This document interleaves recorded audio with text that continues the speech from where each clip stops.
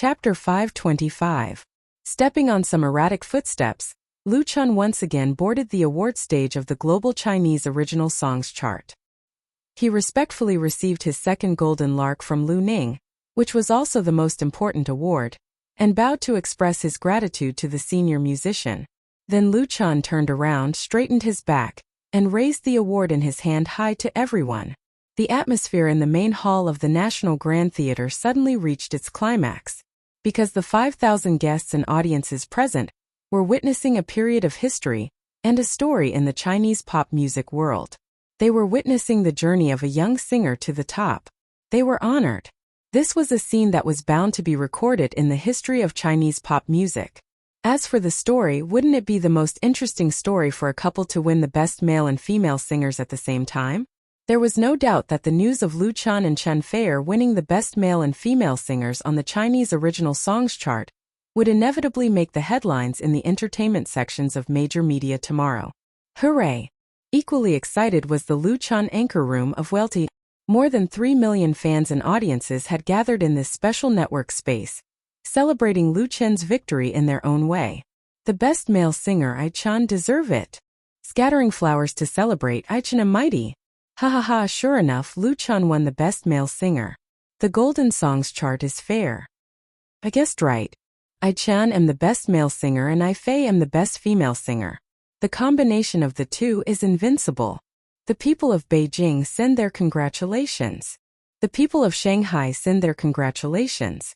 Hangzhou. Along with the congratulatory bullet screen, there were so many gifts that it was terrifying.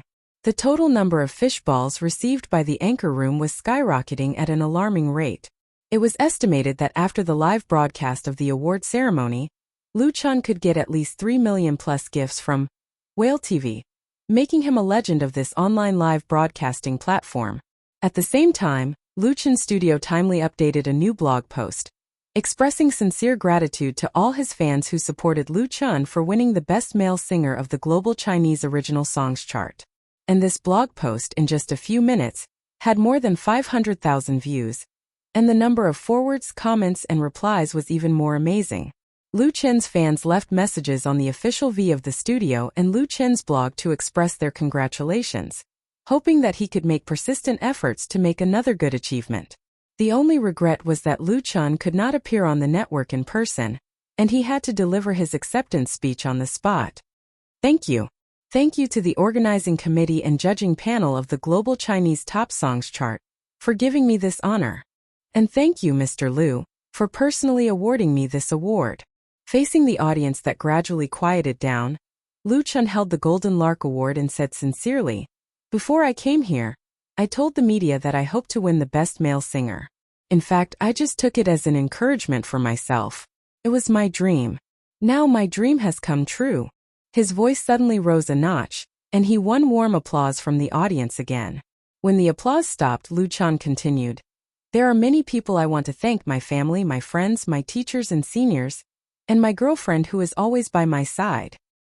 He looked at Chen Feier, his eyes affectionate and gentle. Chen Feier smiled and waved her hand, and the corners of her eyes were faintly glistening with tears. She was happy for Lu Chun and proud for Lu Chun. She remembered the scene when she first met Lu Chun, and the moment when she had feelings for Lu Chun for the first time. That moment of love made her grasp the happiness of a lifetime. In contrast, it was not important whether he could win the grand prize or not. The two looked at each other and had the same thought. It was just that the scene was not suitable for public displays of affection. Lu Chun retracted his gaze and continued, "For me, music is one of the most important parts of my life. It carries my happiness, anger, sorrow, and joy, as well as my dreams and wishes." Although Lu Chun had now focused his career on movies and had been busy with his first movie for months, he had not released a new album or single. However, in his heart, his career in pop music was still incomparably important and irreplaceable. The dream in 2015 changed Lu Chun's life. It was music that led him to embark on a completely different life path. It was music that made him and Chen Feier connect, and it was music that gave him thousands of fans. Music had become an indispensable part of Lu Chun's life. He fell deeply in love with music. He liked to hold the guitar and sing by himself. He liked to stay in the recording studio and pursue perfect performance over and over again. He liked to sing loudly in front of thousands of fans. One day, when I am old and look back on this day, I think the glory that music has brought me at this moment will make me have no regrets, because I love music as my life. Lu Chen's voice echoed over the main hall, sonorous and powerful. Thank you for witnessing this moment together. Thank you, everyone. As the applause rang out, the audience and guests stood up again to pay their respects to Lu Chen. They congratulated Lu Chen and thanked him for his contribution to the Chinese pop music world. Lu Chen, who won the Best Male Singer, did not immediately leave the stage after delivering his acceptance speech. According to the arrangement of the organizing committee, he sang a song for the live audience.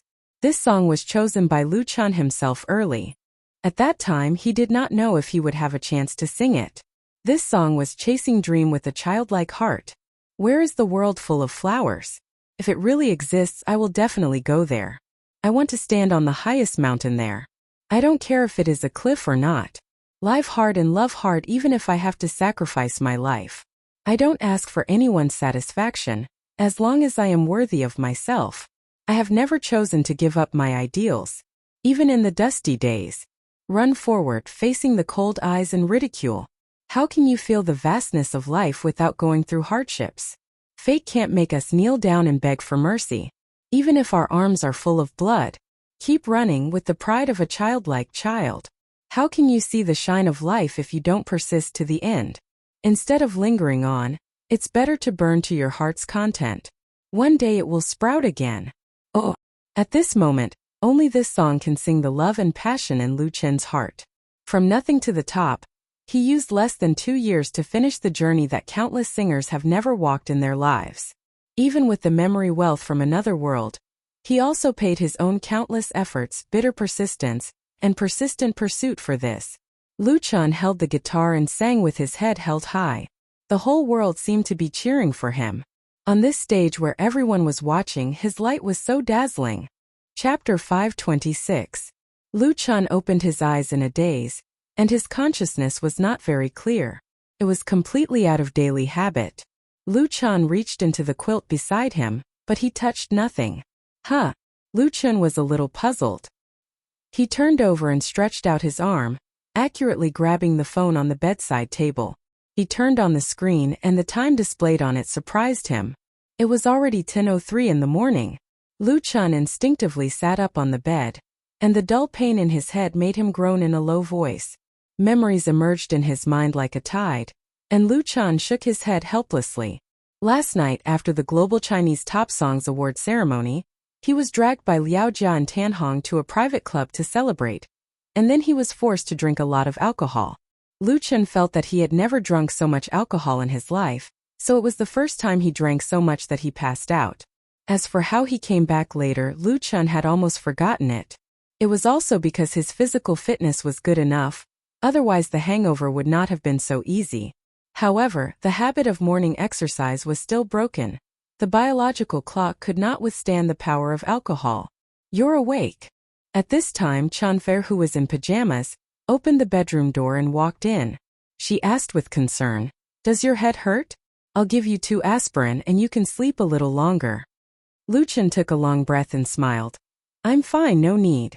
Chanfer sat on the edge of the bed and said coquettishly, "You still have the nerve to say that? You drank so much last night, and I couldn't even persuade you.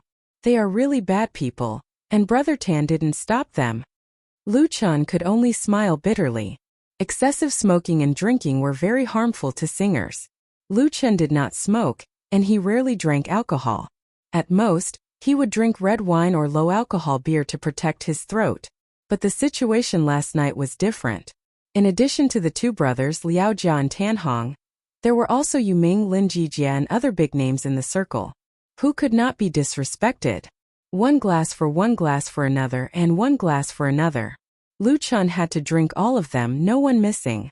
In Jianghu there were many times when one had no choice. Chanfer said a few words and then said, "I prepared breakfast for you. It's in the kitchen." Lu Chen pulled her over and kissed her on the cheek. "Thank you, wife. Go, go, go." Chanfer smiled and pushed him away. "Hurry up, you have an important interview this afternoon." In the afternoon, the interviewer was a reporter from the Central TV Variety channel. The work had already been arranged, so they couldn't miss the appointment. They had to wait at the studio on time. Lu Chan cheered up, immediately got up to put on his clothes, and ran to the bathroom to wash up. Lu Chan usually exercised a lot and was busy with work, so he had a good appetite. Although the hangover affected his appetite to some extent, he still cleaned up all of the breakfast. When he came out, Chan Fei, who had been sitting at the table with him, handed Lu Chan a napkin, and then asked with a smile, "Do you feel anything different at home?" After eating and drinking, Chan Fei, who had been sitting at the table with him, handed Lu Chan a napkin, and then asked with a smile, "Do you feel anything different at home?" Lu Chan took the napkin and wiped his mouth. He looked around in confusion and soon found the answer. His home was a little different. On the left side of the living room, there was a beautiful glass display cabinet, on which 5 golden awards were neatly placed. Lu Chan couldn't help but get up and walk over. He asked in surprise, "When did you buy it?" Chan Fei followed him closely, reached out and hugged his waist and asked, "It was just delivered this morning. Do you like it?" Lu Chan nodded hard. These 5 Golden Lark Awards were what he and Chan Fei had won at the Global Chinese Original Songs Award ceremony last night. They were Media Recommendation, Best Composition, Best Male Singer, Best Female Singer, and Best Album. Among them, Lu Chan was Best Composition and Best Male Singer, and the other 3 were won by Chan Fei. Among these 5 awards, the most interesting one was probably Best Album.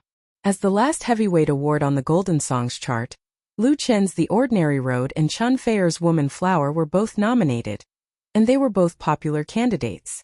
In the end, the couple's duel was won by the woman.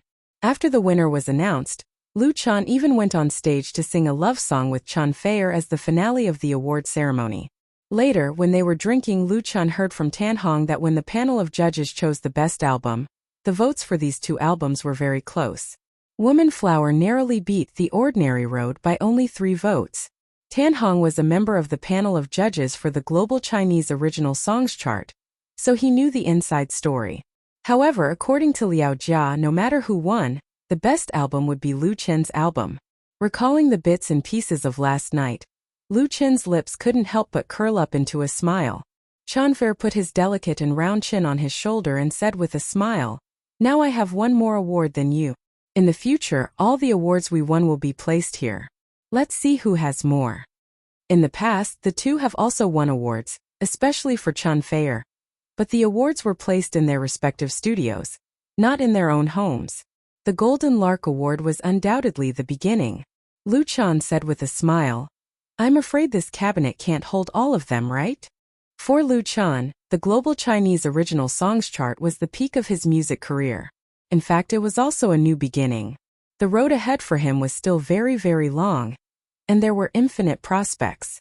Although Chan Fei had been in the music industry for more than 10 years, she had just completed the transformation of her career and embarked on the road of all-round development in film, television, and song. In the future, she would definitely win many awards. Chan Fei said domineeringly, "Then we'll buy another cabinet, and we'll only put the most important ones. As for the other small awards, we'll throw them to the studio." Lu Chan chuckled, turned around and held her in his arms. He lowered his head and gave her a deep and long kiss. Chan Fei welcomed him warmly. After being kissed until her eyes were like silk and her eyes were full of spring water, she broke free from Lu Chen's arms and said, "I have an appointment to have lunch with Sister Lu Xi at noon. We're going to be late." Thinking of his sister's serious look, Lu Chan had to reluctantly let go of the beauty. Yesterday's glorious moment had passed, and life had to go on. In the foreseeable future, there would always be busy work. Lu Chan was ready to face new challenges. Chapter 527. Time flew by. Unknowingly, 2016 had passed, and 2017 had come quietly. On the first day of the new year, Lu Chen's first lunch was at Suji Restaurant with his girlfriend and sister. There were many private restaurants in the capital that were not familiar to the public. They were often hidden in deep alleys and corners. Only real foodies knew the exact location, and they often needed to make a reservation to enjoy the delicious food.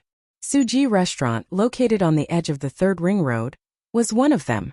Its chef was a retired special chef of the state banquet. He enjoyed a high reputation in the industry, so this restaurant had become a frequent place for many celebrities in the capital. In a small private room, Lu Shi, who had just tasted a braised deer tendon in a clay pot, wiped her mouth with satisfaction. She elegantly picked up the teacup, cleared her mouth and said casually, "When I go back this time, my mother asked me to ask you, when are you going to get married?" Last night, Lu Shi did not attend the Global Chinese Original Songs Award ceremony. It was not that she did not want to come, but that she had something important to do in her hometown in Binhai, so she could not be there. Of course, she also visited her family. Her sister had not been home for a long time. Now Luchan's studio was supported by Lu Shi alone. Although Luchan had temporarily put the focus of his career in Hong Kong, it did not mean that he could relax in the capital. There were many things in all aspects. For example, at the end of the year, the accounts of the studio needed to be checked, and the amount of money involved was quite large. Lu Shi was completely tied to Lu Chen's side. Her sister was so busy that she did not even have time to fall in love. So when she saw Lu Chan and Chan Fair being intimate with each other, she was a little unhappy. Lu Chan was stunned and did not know how to answer. He had not thought about this problem until now. What? Lu Shi rolled her eyes at him and said, "Are you going to keep dragging Fair like this? Of course you men are fine. The older you are, the more popular you are.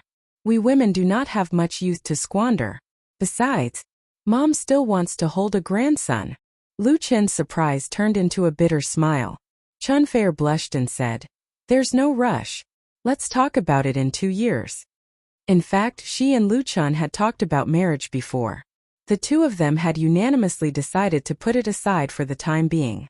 It wasn't because of the influence of the fans, but mainly because the two of them were currently in the development stage of their careers, and it wasn't the right time to get married. As for having a child, Chun Fair's idea was to retire after having a child in the future. The Heavenly Queen was also a mortal. Whether she had children or not was a completely different matter. Lu Shi said, "Don't take care of him all the time. It's not a bad thing to get married early, but you have to make your own life decisions. I don't mean to force you." Lu Chan heaved a sigh of relief. "I understand." Lu Shi shook her head, exasperated. "Up to you." After lunch, Lu Chan first sent Chan Fair back to Zikenjuan, and then drove his sister to the studio. In the office, Lu Shi took out a prepared financial statement and gave it to Lu Chan. The content of the statement was the basic income and expenditure of Lu Chan's studio in 2016. For Lu Chan's studio, which had been established for a short time, 2016 was undoubtedly a year of rapid development and harvest. In this year, the staff of the studio increased several times, and the office space was also moved to the art park where it was currently located, with more space for expansion. Although the increase of staff and the change of office space brought a lot of costs, and the construction of a high-grade recording studio also cost a huge amount of money compared to the income, it was nothing at all. "A Autumn in My Heart" and A Full House of Romance made Lu Chen's studio a dark horse in the film and television industry. The benefits brought by the super high ratings made the studio earn a lot of money. Just these two popular TV series alone, the studio's profit was steadily over 100 million, and it was a pure profit.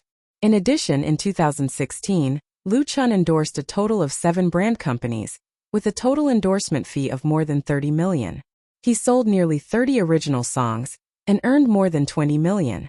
Coupled with the sales profit of The Ordinary Road, the reward share of Weltov, etc., Lu Chan has now firmly entered the ranks of hundreds of millions of stars, and his income can definitely be ranked in the top 3 in the circle. Such a money-making ability can be called terrifying. However, Lu Chen's money is not only made by himself. Those who cooperate with him have all made a lot of money, such as Beijing Television, Zhidong Satellite TV, Hygiene Satellite TV, Chenda Brothers, Crown Pictures, Flying Stone Records, etc., all of which have shared a delicious cake in cooperation. It was precisely because of this that many people came to the door to seek cooperation last year. In the circle, Lu Chan has become a popular cake sought after by many people. Fortunately, he went to Hong Kong, otherwise, it would be too late to entertain these visitors. A few days ago, there was a venture capital firm. Lu Shi said lightly, "They want to inject capital into our studio, saying that they will help us go public in China. Listing? Then Lu Chen's studio must first upgrade to a company, recruit people to expand its base, and then open several more projects to increase its profit prospects. Coupled with huge follow-up investment and efforts, there is a possibility of success. Lu Chen's ambition is not that big for the time being. Not reliable. His mind is very clear. At present, the development of the studio is fast enough. It should be appropriate to stabilize it. It is not advisable to blindly become bigger and stronger. It's not reliable, Lu Shi said with a smile. We have made enough money. It doesn't matter whether we go public or not. It's good as long as we don't make a wedding dress for others. I heard that Mukin crowdfunding is going to go public in Hong Kong? As the founder of the crowdfunding website, Lu Chan also owns 10% of the original shares in Mukin crowdfunding that cannot be diluted. Once Mukin crowdfunding is successfully listed in Hong Kong, his assets can at least multiply several times. Lu Chen nodded. Basically, there's no big problem. If everything goes well, Mukin crowdfunding should be able to go public in Hong Kong in May or June this year. It can be said that the current money for Lu Chan is just a few numbers. Recalling that 2 years ago, he worked hard in Beijing to repay the debt that his family seemed to never be able to pay off, he was really filled with emotion. Life is so wonderful and fate is so incredible. Seeing that Lu Chan was lost in his memories, Lu Shi didn't say anything more. She quietly left the office so that Lu Chan could think quietly. In the afternoon, Lu Chan accepted an exclusive interview with CCTV Variety Channel in his office. At 7 o'clock in the evening, Lu Chan came to Ho Hai Forget Grass Bar, which he hadn't seen for a long time. Because here, there was a meet and greet with his fans. Chapter 528. The Global Chinese Original Songs chart ends magnificently, and 24 golden larks are taken. The music genius Lu Chan wins the Best Male Singer and Best Composer, creating a new idol legend. The biggest winner of the Golden Songs chart, Chen Feier, wins the Best Female Singer, Best Album, and Media Recommendation. The Best Couple Glittering Golden Songs award ceremony in the Chinese pop music circle. The stars shine, and the Global Chinese Original Songs chart leads the new trend of the Chinese pop music circle. Sitting in the back seat of the business car, Lu Chan held a tablet computer and browsed through the entertainment section of today's major media websites. He got up too late in the morning, had lunch with his sister at noon, and had an interview with CCTV in the afternoon, so he finally had some time to browse the news of the online media. As expected, the news related to the Global Chinese Original Songs Award ceremony occupied the entertainment headlines of the mainstream media. The awards, the details of the ceremony, the behind-the-scenes footage, and so on were all available. Coupled with the photos of the stars, it created a very lively atmosphere. In fact, this was very normal. The holding of the first Global Chinese Original Songs Award ceremony had a profound impact on China, Hong Kong, and the Chinese music circle all over the world. The highest level of specifications, CCTV's global satellite broadcast, and generous and attractive rewards were bound to bring new waves of Chinese pop music. In this music festival, Chen Feier, who won the Best Female Singer, Best Album, and Media Recommendation, was undoubtedly the biggest winner. She was very proud of her peers.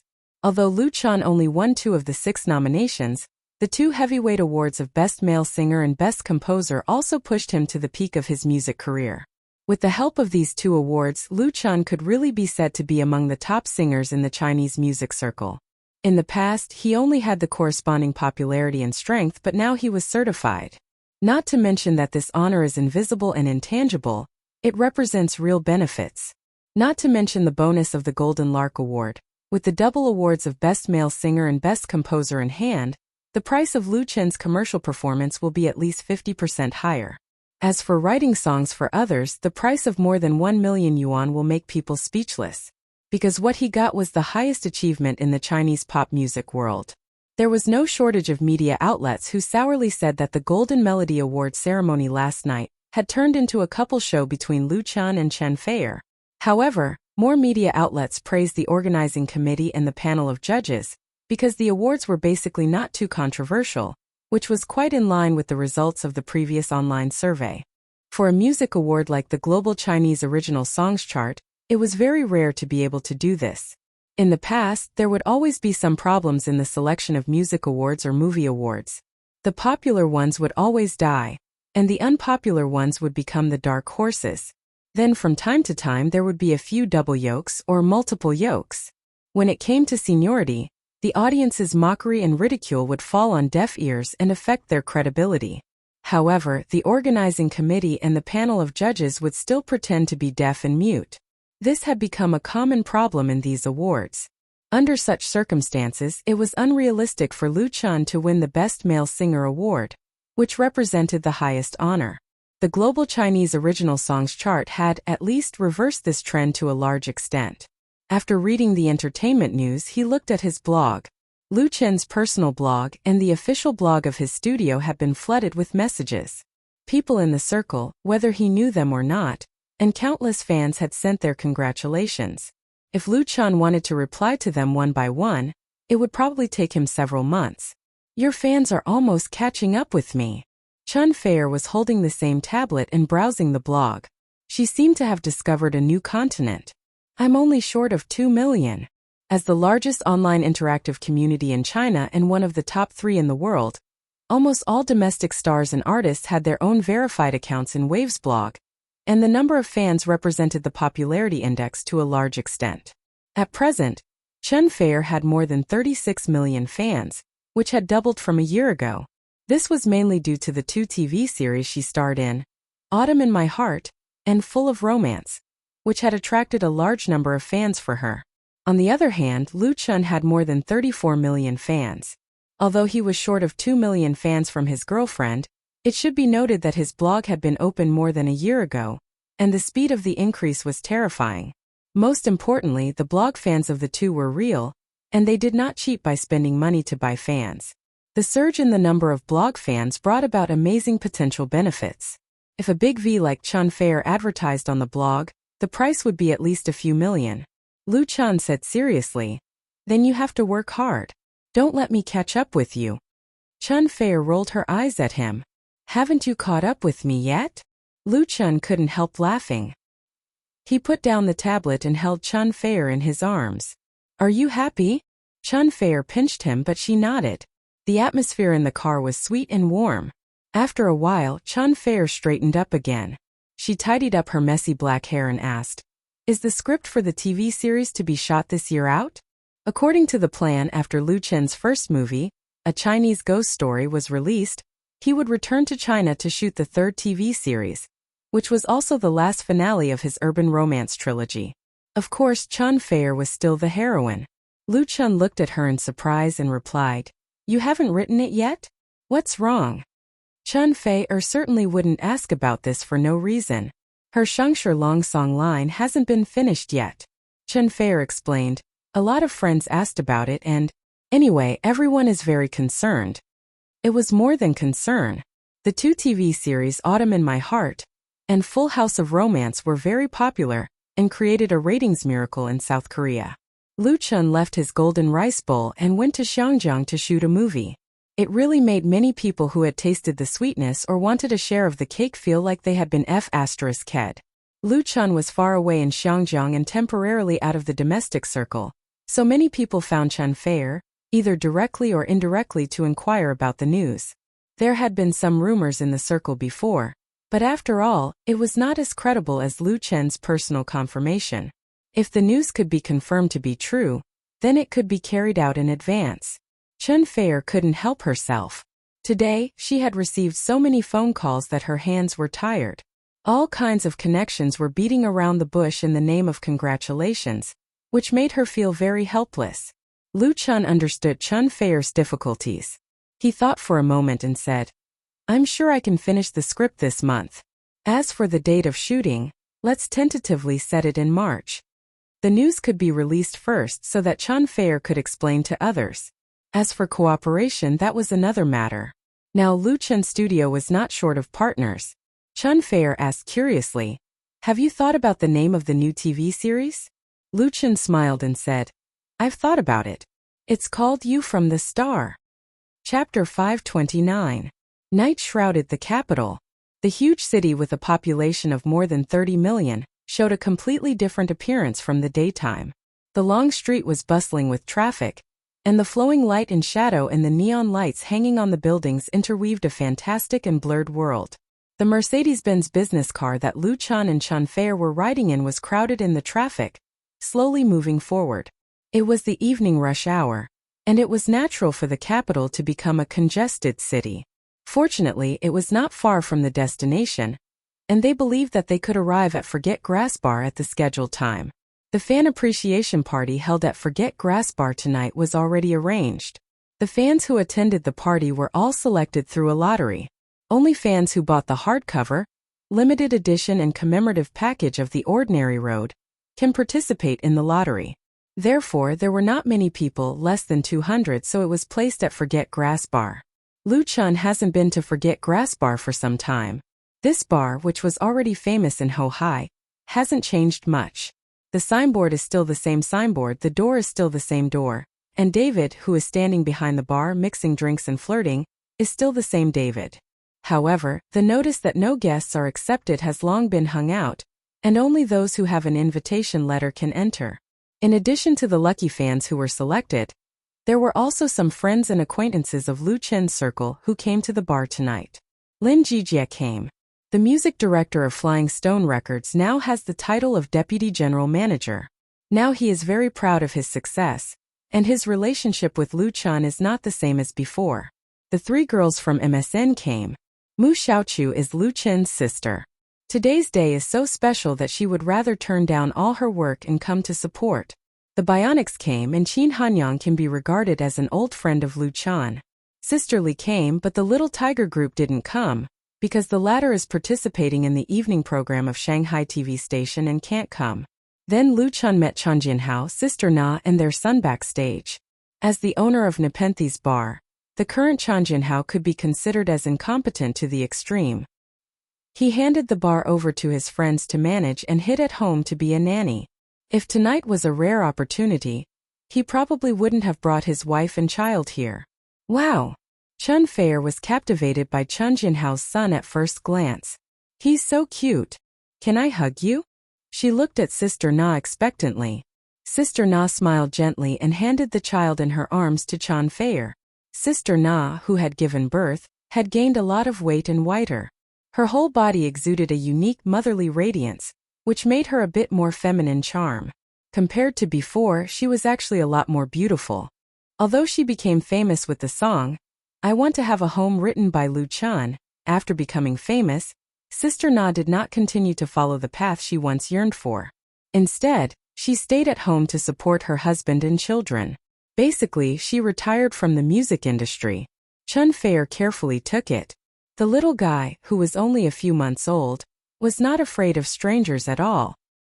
He opened his big eyes and giggled, and then stretched out his chubby hand to greet Chun Fei, making Chun Fei smile. What's his name? Sister Na proudly replied. Chun Kong Ping, Healthy Kong, Safe Ping. He didn't ask for great wealth, only health and peace. Chun Jinhao's son was born in September last year. He was born with a weight of 8 pounds, a real fat son. Lu Chun wasn't in Beijing at the full moon, so he asked his sister to send a congratulatory gift. Speaking of which, this was the second time Lu Chun saw Chun Jinhao's son, and Chun Fei was the first time. Chun Fei liked the little guy very much. Chun Jinhao, who has become a father, has lost a lot of his character. Even the lines on his face have softened a lot. He said very seriously, "If you like, you can also have one." Lu Chun smiled and said, "We are not in a hurry. Let's start as godparents first." Sister Na immediately agreed. "Okay, then let's set a date for the banquet." When she was pregnant, Lu Chun jokingly said that he wanted to be the child's godfather. Now it was like bringing up the past again. Sister Na was very happy. She has no intention of entering the entertainment industry again. In the future, she will basically stay at home to take care of the child or help Chun Jinhao manage the bar, but maybe their son will walk on this road in the future.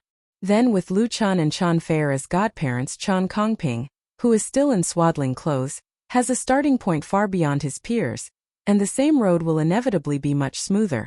Even if he doesn't enter the entertainment industry, there are still many advantages and no disadvantages. Chun Jinhao said with a wry smile, "Why are you in such a hurry? Let's not talk about this first. It's about to start." Sister Na stared at her husband angrily. Chun Jinhao had to raise his hand in surrender. Okay, okay, then set a date. Chen Fair smiled and teased Chen Kongping with her fingers. Call her godmother. Call her godmother, ah. She suddenly let out a cry of surprise. Everyone was taken aback. What's wrong? Chen Fair was at a loss and said with a red face. He seems to have peed and it's oozing out. Everyone was suddenly happy. Sister Na smiled and took the child back to change the diaper. Chen Fair found an opportunity to secretly say to Lu Chen, let's have another child in a few years. Lu Chen was dumbfounded. At 7 o'clock in the evening, Lu Chen's fan appreciation party officially began in Forget Grass Bar. All of the 188 fans who won the lucky prize were present.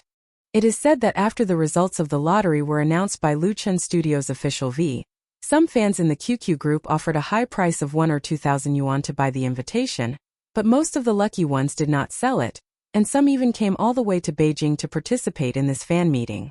As for the other thousands of fans who did not win the lottery, they don't have to be too disappointed, because the fan appreciation party will be broadcast live on Lu Chen's anchor room in Whale TV. Also specially made a large advertisement on the homepage and opened a special column. It is estimated that the number of online anchors in the evening is likely to reach a new high. The bar was already full of seats. When Lu Chen appeared on the stage with the Nirvana band, there was a warm applause and cheers from the audience. Many fans raised their support fluorescent signs and shouted the name of Lu Chen, making the atmosphere of this small scene very hot. Lu Chen is dressed very casually today. A pair of jeans and a long-sleeved cotton shirt. The appearance of him holding a guitar seems to be no different from when he sang for the bar guests here, making Chan Jinhao, Sister Na and Qin Hanyang, who are familiar with him, vaguely have a feeling of going back in time. The same young, the same handsome, the same friendly boy next door.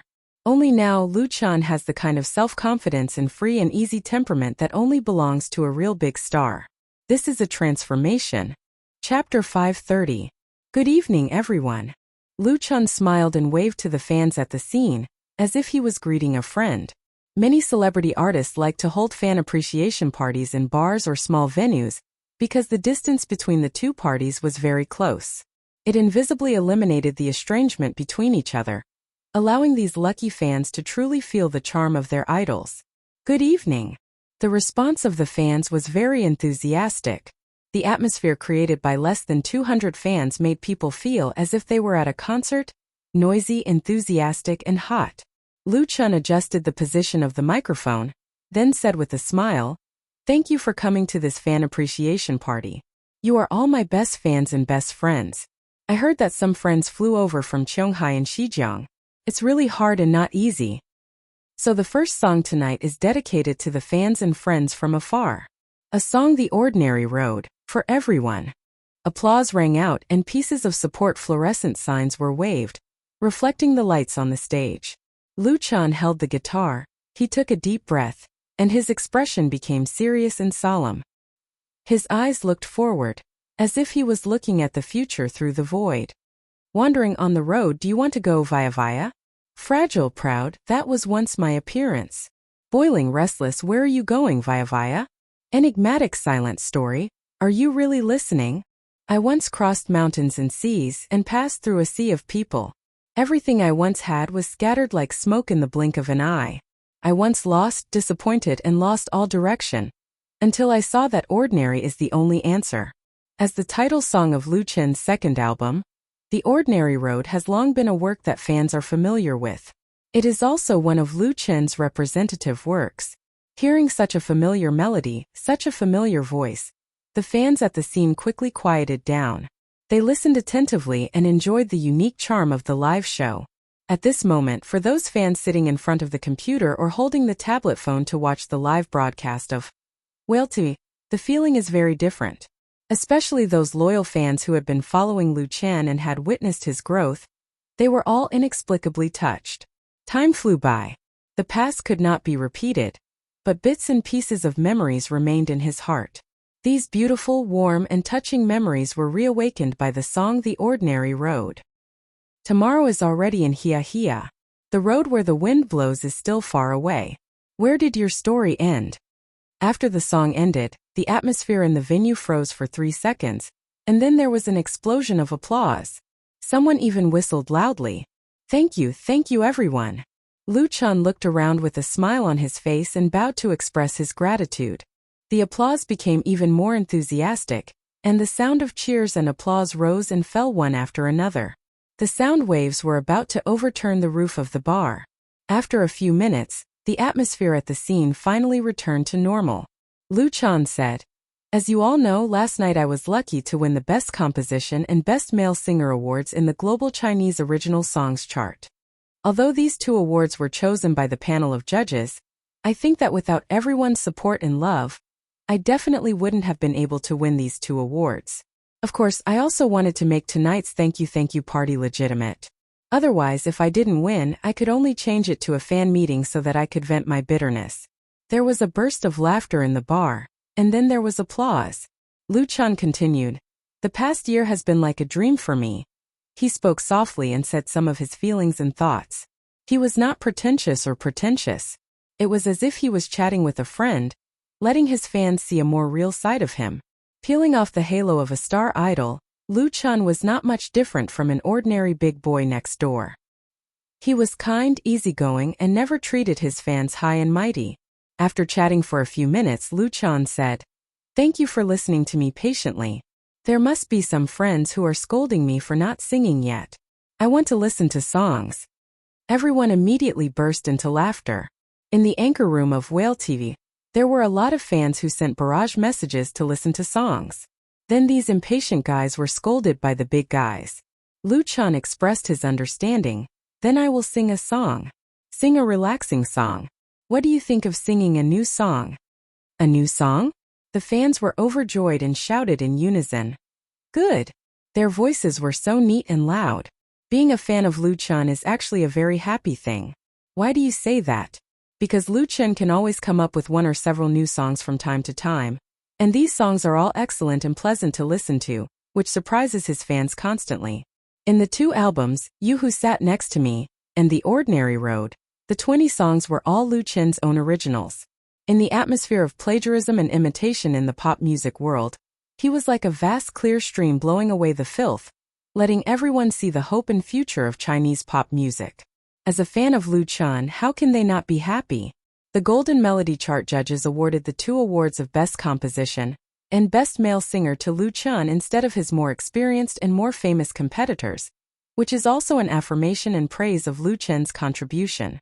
Since the album The Ordinary Road, Lu Chun has not released a new work for a long time. Although his singing of The Love of My Life in Hong Kong caused a great response, it was a Cantonese song after all. Now hearing that Lu Chun is going to sing a new song, whether it is the fans at the scene or in the anchor room, they are naturally very surprised. Lu Chun deliberately sold a little suspense. "This song needs two people to sing, so I have to invite a friend to come on stage, so who is willing? Those who are willing, please raise your hand." Ah? Many fans were a little dumbfounded. Since it is a new song, how can others sing it? But even more fans raised their hands regardless, shouting, "Me." Lu Chun smiled and pointed to the right side of the stage and said, "Then this friend, the girl in the white dress, is you." Everyone's eyes looked over at the same time and they were suddenly happy. The girl pointed by Lu Chun was very beautiful and cute, and everyone was familiar with her. She is a member of MSN, Lu Chun's sister in everyone's eyes, and the best sister in the hearts of all fans. Mu Xiaochu. Chapter 531. With a shy smile, Mu Xiaochu stood up from her seat and waved to everyone. Although she didn't put on heavy makeup tonight, she was wearing a beautiful white princess dress and a professional stylist. A beautiful and lovely girl with a beautiful and lovely temperament was presented in front of everyone. Little sister Xiaochu. The fans really liked her. Everyone was laughing and shouting her name. Just now, Lu Chun had obviously played a little joke on them. This was undoubtedly a prearranged program, but it still gave the fans at the scene and in the live broadcast room a big surprise. Perhaps many of the fans who liked Lu Chun didn't like Chun Fei, his real girlfriend. As for the reason, everyone understood, but there were not many people who didn't like Mu Xiaochu. The brother-sister friendship between Lu Chun and Mu Xiaochu was really an anomaly in the entertainment circle, which was like a big dive at. Some jealous people said that Mu Xiaochu relied on Lu Chun to get to the top, but the eyes of the fans were sharp. Mu Xiaochu was very talented, and she was very hardworking. The most important thing was that she was cheerful and kind. She usually posted on her blog and never got involved in the right and wrong of the circle. She gave people the impression that she was simple and kind. Such a beautiful, lovely and simple girl would naturally be protected by the fans. Occasionally, anti-fans appeared, but they were often criticized by the majority of the fans. In the cheers, Mu Xiaochu walked on the stage, took the microphone, and stood side by side with Lu Chan. Her face had a faint blush, showing a bit of joy and shyness. Lu Chan said, "This song will be sung by little sister Xiaochu and me." Everyone applauded. Needless to say, everyone clapped their hands hard, rendering the atmosphere lively. The prelude of the music sounded. Mu Xiaochu was holding the microphone. She turned her head to look at Lu Chan and sang, "I've heard your song, my big brother. I understand your heart, your joy, anger, sorrow, and joy." Lu Chan looked at her and smiled gently. "Can I ask your name? Because you are my soulmate, I have another friend." Mu Xiaochu avoided his gaze. "I don't care if you remember my name. I just want to hear your new song and your voice." Lu Chan, "I sincerely thank you for your love and your sincerity. I will send this moment to you with music. May your voice always accompany me. I will do my best to accompany you with the most beautiful melody." The two sang in harmony. Although they didn't practice for a long time and were a little unfamiliar at first, they soon became very tacit and sang the true charm of, "I've heard your song." Mu Xiaochu's voice was sweet and melodious, and Lu Chen's was clear and calm. But what really touched people's hearts in this song was not the singer's voice and melody, but the lyrics. On this stage, Mu Xiaochu was not a member of MSN, a well-known girl group. She was a fan of Lu Chan, a fan who deeply loved him. She used her voice to express her admiration. The duet between the two was the interaction between a Big Brother star and a little sister fan. It was so warm and sweet that it made people feel that it was a wonderful thing to have such feelings in this world. The sincerity was integrated into the song and melody, and the charm of the music was like the fragrance of osmanthus flowers drifting quietly. "Ah, my favorite little sister Xiaochu. Get out of here, little sister Xiaochu is mine, and can only be mine. Everyone draw your sword. Let's fight to the death. For little sister Xiaochu. Hee hee, you bunch of weak chickens, little sister Xiaochu will not like you, only a hot-blooded man like me." Alas, in fact, I very much hope to see little sister Xiaochu and my Chan together. What do you think? Yes, the two are very compatible. Yufei is also not bad. I might as well marry both of them. Haha, I like having a harem the most. Single female lead, it must be a single female lead. All the harem should die. Not a single female lead will be removed from the stage. Support. In the Whale to Anchor room, many fans were making a lot of noise, but their attention was not on the song. But after all, those who liked to quarrel were in the minority.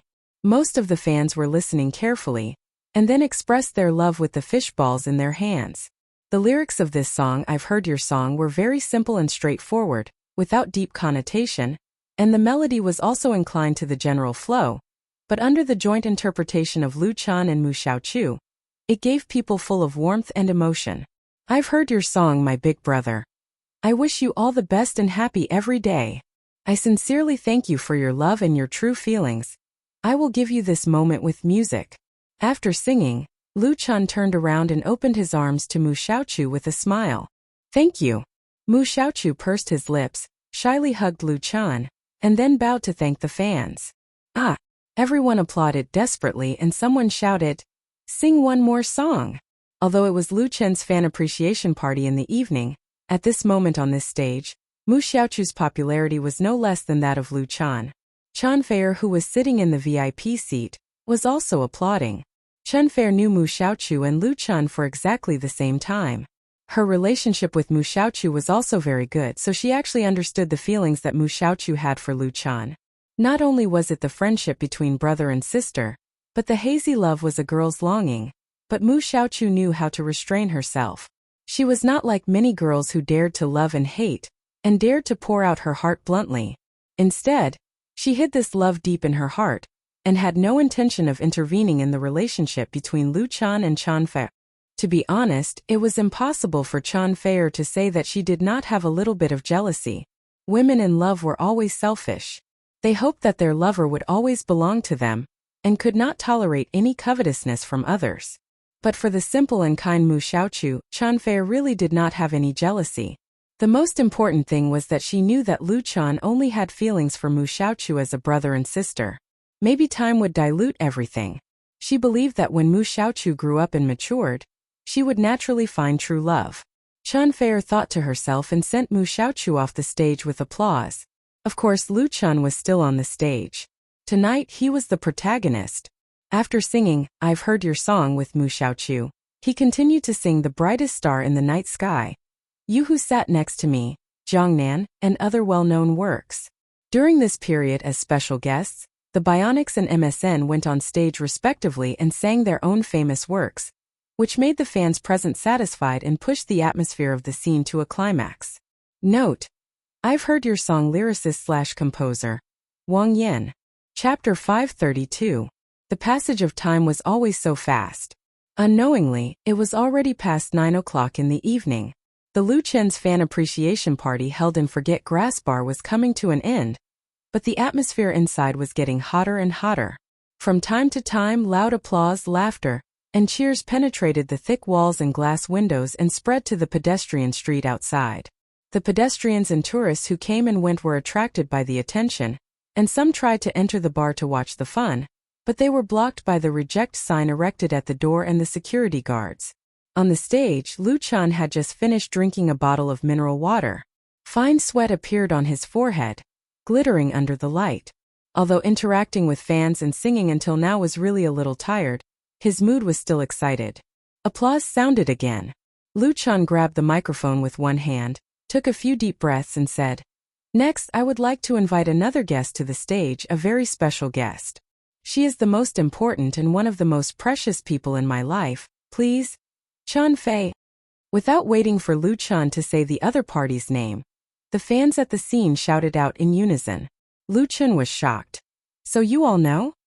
Everyone cast a contemptuous look at Lu Chan, who deliberately pretended to be ignorant. Chanfei had been sitting there all the time. Lu Chan surrendered. "Well, I was wrong, so now let's invite Miss Chanfei." The cheers were so loud. The fans who were lucky enough to attend the fan appreciation party tonight were really happy. Not only could they communicate and interact with Lu Chan closely, but they could also enjoy the live singing of Lu Chan, the Bionics, and MSN at the same time. Now it was Chanfei. As the guests of the fan appreciation party, the Bionics and MSN undoubtedly had enough weight. Any one of them could be a surprise, but compared to Chanfei they were much worse. The meaning was different.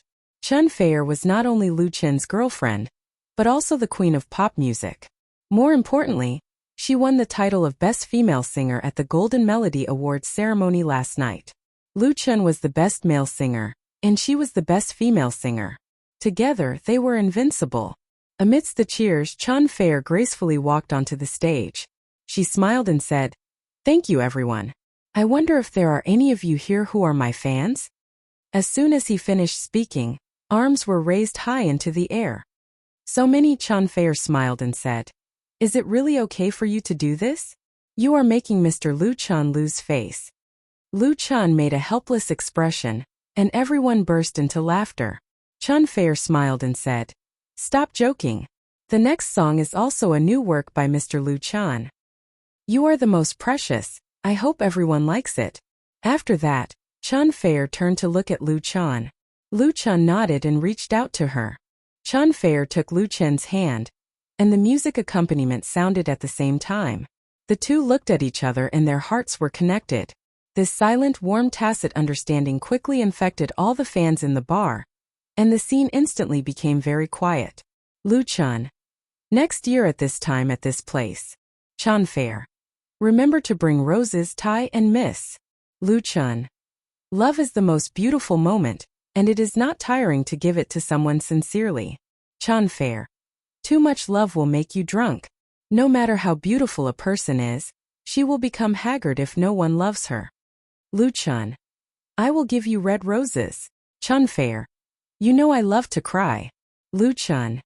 Don't treat me with a lifetime of tears. The future will be beautiful with you, and the dream will be more real. Chanfei. The future will be beautiful with you, and the dream will be more real. I will learn to be intoxicated in your love.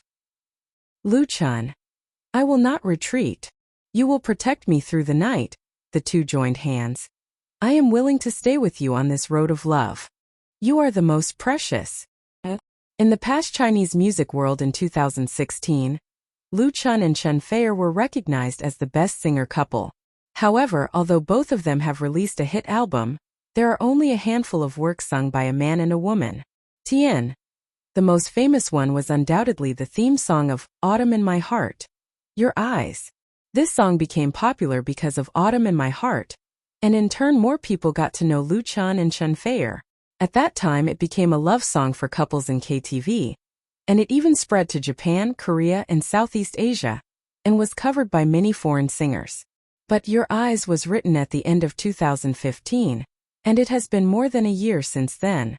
After more than a year, the relationship between Luchan and Chen Feier became more stable, and the fans also hoped that the two could release more duet works.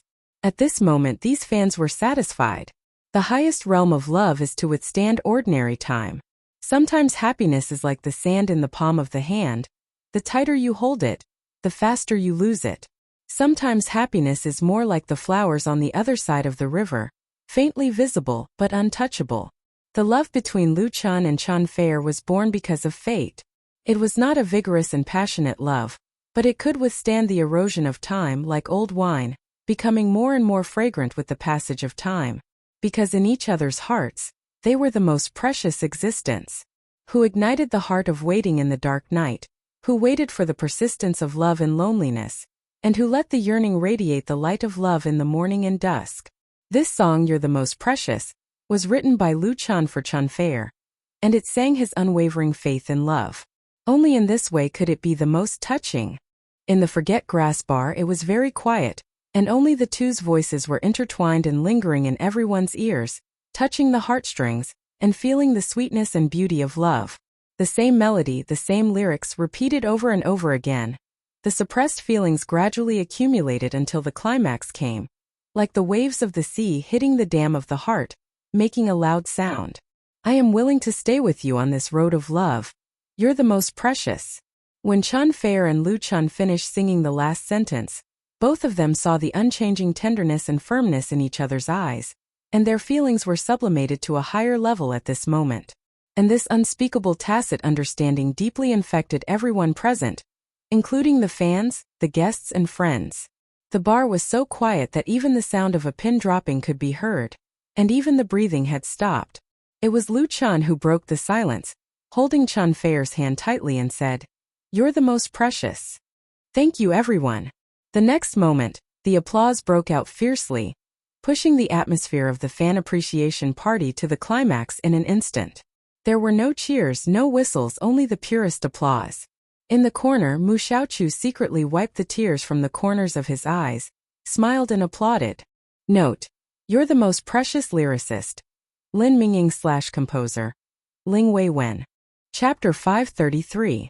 The song You're the Most Precious touched the whole audience, and also touched the thousands of fans in the live broadcast room. What the hell? It's another inhumane single abuse. I feel like I've been hit by 10,000 points of critical damage again. Single dogs have no human rights. My Chun is so romantic. If anyone writes a love song for me like this, I will definitely marry him. I silently took a bite of the steamed bun. I better go back to Bachelor Star. The earth is too dangerous. It's easy to show love. It's good. Sing another song. The fans' demand was so strong, so after singing You're the Most Precious, Chen Feier and Luchan sang Your Eyes, which everyone was familiar with. Tian Your Eyes. On the first day of 2017, the Luchan's fan appreciation party held at Forget Grass Bar in Beijing Hohai basically came to an end. Although the fans wanted to say more, but the good times were always too fast. Life is like a journey. Luchan picked up the guitar again, stood in front of the microphone and said, "You never know what kind of scenery there will be along the way, whether you will encounter wind and rain or sunshine, but because you are accompanying me, I will never feel afraid, really. Thank you very much, everyone. Thank all my friends who support me." The last song, Journey, is for everyone. It was the last song, and everyone couldn't help but be disappointed. However, Luchan gave everyone another surprise at the end, because this song was also a new song. The third original work tonight. Gusts of evening wind blow the pine trees. Blowing the wind chimes is like the sound of nature. Standing in the silence of the city, let all the noise go away. Only the green mountains hide among the white clouds. Butterflies freely pass through the clear stream. Watching the sunset bloom on the horizon. A flock of birds returning to the west. Oh! With a simple and pure guitar accompaniment, coupled with Lu Chen's wholehearted interpretation, this song journey instantly brought the fans at the scene into a wild world with clear clouds and beautiful mountains. His voice was warm and bright, lingering in everyone's ears, as if it had the power to penetrate the soul. It made people yearn for it. Who painted this world? Drew me and you, let our world be colorful. Who made us cry? Another surprise for us. Let us love each other like this. We always have to say goodbye, gathering and parting, always on the long road. The lyrics, melody, and artistic conception of this song journey were highly harmonious and unified. It had a deep feeling of entering the world, as well as the freedom of being born into the world. It showed the composer's extraordinary musical thoughts and emotions. The pine trees, wind chimes, butterflies, and sunset glow in the lyrics were like colorful flowers that could be picked up at will, exuding a poetic fragrance. Listening to such a song was definitely enjoyable, and the fans were already enjoying it. The surging emotions in their hearts were quietly soothed, and they no longer had any regrets. Many of the fans who attended the thank you ceremony would return home after tonight. It was believed that with this song accompanying them on their journeys, they would not be lonely, nor would they be reluctant to part. Goodbye. At the entrance of Forget Grass Bar, Lu Chen personally sent off the last few fans. Since they were all girls, he specifically reminded them, rest early, be careful, and have a safe trip. One of the female fans took a few steps before reluctantly turning her head back. Suddenly, she turned around and threw herself at Lu Chen. Lu Chen reacted quickly and quickly held her up. Be careful. The other party was obviously too reluctant to leave. Tears were flowing down her face as she grabbed onto Lu Chen's arm and refused to let go. Fortunately, her companion was very sensible and coaxed her to take her away, saving Lu Chen a lot of trouble. Lin Jijia, who came out together with them, said teasingly, Lu Chen, your charm is getting bigger and bigger. Even I am worried for Fei, who attracts so many bees and butterflies like you. Needless to say, the female fan who was pestering Lu Chen just now was really pretty. Fei was Chen Feier's English name. She was right behind Lin Jijia. Pursing her lips and smiling, Lu Chen smiled bitterly. Brother Jijia, please be merciful with your words. As his fame grew and his popularity grew, it was inevitable that more fans would bring some trouble. There were always a few extreme fans among all kinds of fans. Lu Chen's studio and Lu Xi have received harassing phone calls from some crazy fans, as well as parcel mails and so on, but they were all handled in a low-key manner. Like this female fan just now, she was already very gentle. At least she didn't do anything too outrageous. Lin Jijia was also joking. He took the opportunity to say, you can be merciful, but write 3 more songs for our Flying Stone.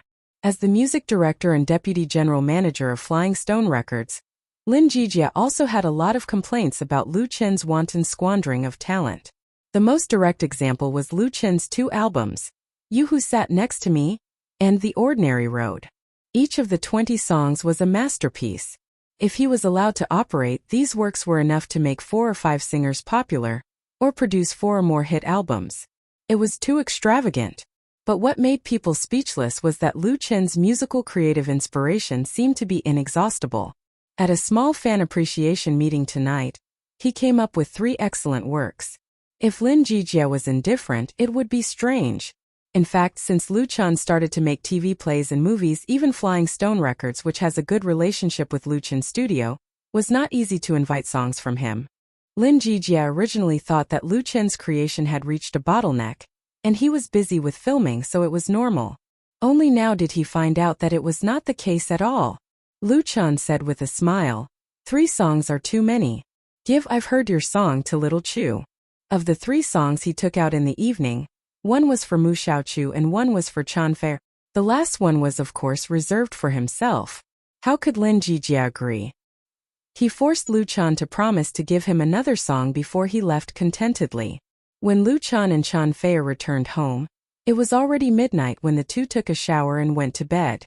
Perhaps she was moved, perhaps she had feelings, or perhaps because she was facing parting again. Although she was quite tired, Chanfair warmly and actively made love to Lu Chan. She wanted Lu Chan again and again, until she was exhausted and fell asleep. Lu Chan couldn't fall asleep.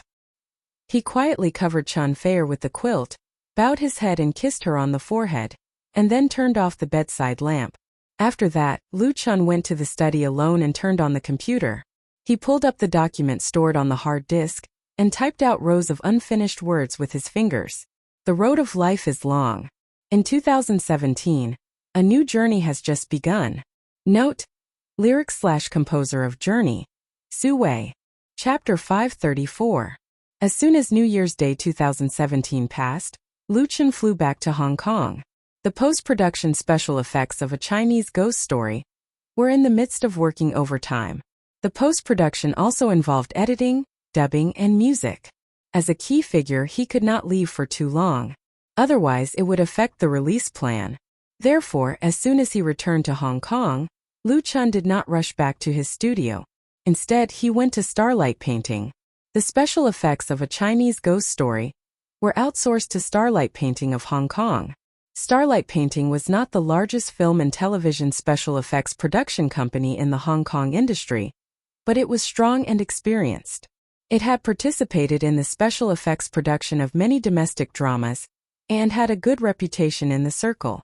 As a fantasy romance film born out of strange tales from a Chinese studio, A Chinese Ghost Story did not involve many special effects scenes, but the post-production special effects were really worth every penny. Therefore, in this regard, Lu Chan was not careless at all and directly set a budget of tens of millions. Many domestic movies or TV series, including those in Hong Kong, were often reluctant to invest in this aspect. On the one hand, they shouted that they wanted to connect with Hollywood, and on the other hand, they made do with the audience. The resulting 50-cent special effects made people not know whether to laugh or cry. In the end, the loss outweighed the gain. Lu Chan would not make such a stupid mistake. The level of Starlight Painting was quite good. Lu Chan was also very satisfied with a few scenes done in advance. Director Wan, thank you for your hard work. Ever since A Chinese Ghost Story was completed, Wan Shaoquan, the real behind-the-scenes director, did not have time to rest. Even on New Year's Day, he stayed in Hong Kong to supervise the post-production of the movie. Without his hard work, Lu Chan would not have been so relaxed. It would have been a problem if A Chinese Ghost Story could have been made. Therefore, Lu Chan, who flew back from the capital, was a little embarrassed to see Wan Shaoquan again in Starlight Painting. In terms of wholehearted love for movies, he was not as good as Wan Shaoquan.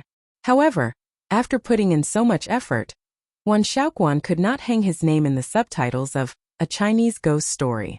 However, Wan Shaoquan was willing to endure it. He smiled and said, "It's not hard. This movie has the potential to be a hit. It's worth it no matter how hard it is, but..."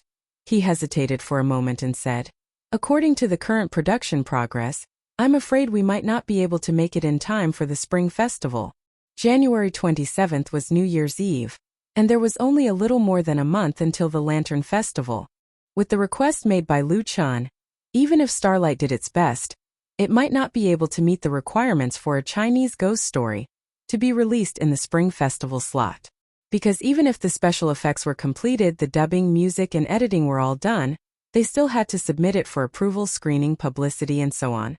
Time was really too tight, unless the post-production requirements were lowered. It's fine even if we can't make it in time for the Spring Festival slot. In this regard, Lu Chan resolutely said, "First of all, you have to ensure the quality. I only want the best."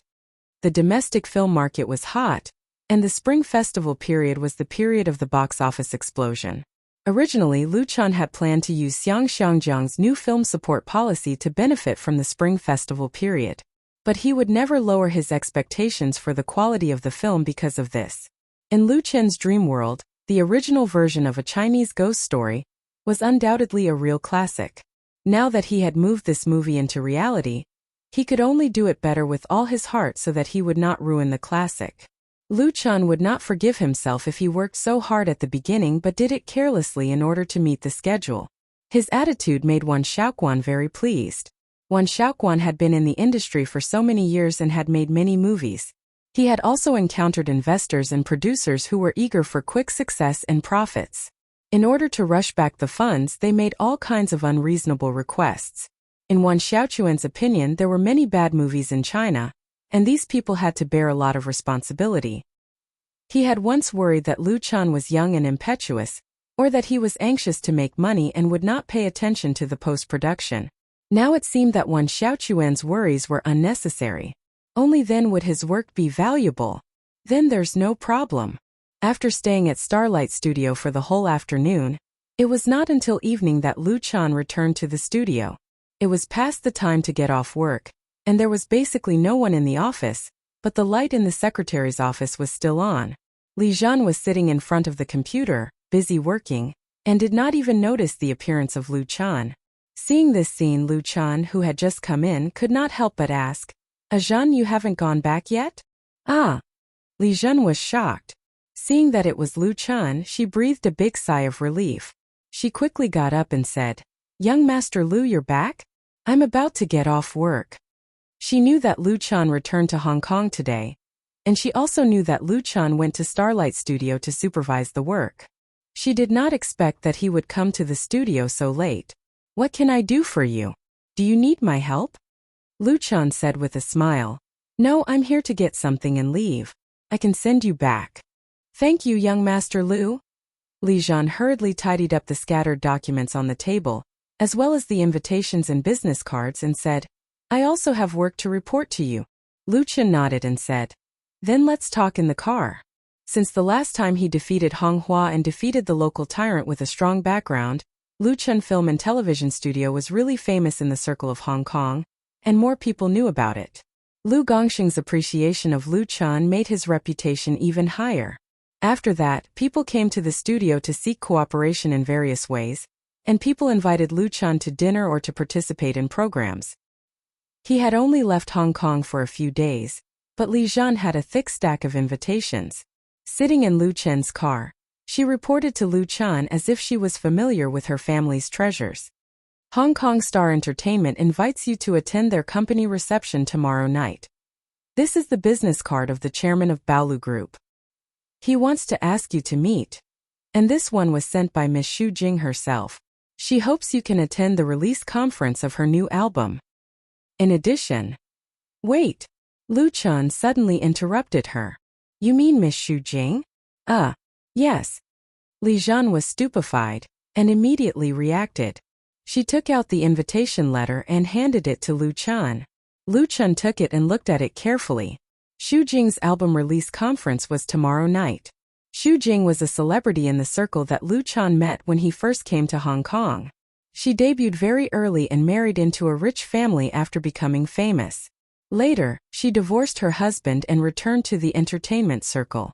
Xu Jing was very enthusiastic about charity and had a lot of connections in the circle. She was friends with Chan Feier, although there was this relationship because Lu Chan had a coffee with her alone once and was photographed by paparazzi. There was a small scandal, so Lu Chan basically didn't contact her much. But the release conference of her new album really had something to do with him. Chapter 535. At night in Central Ring.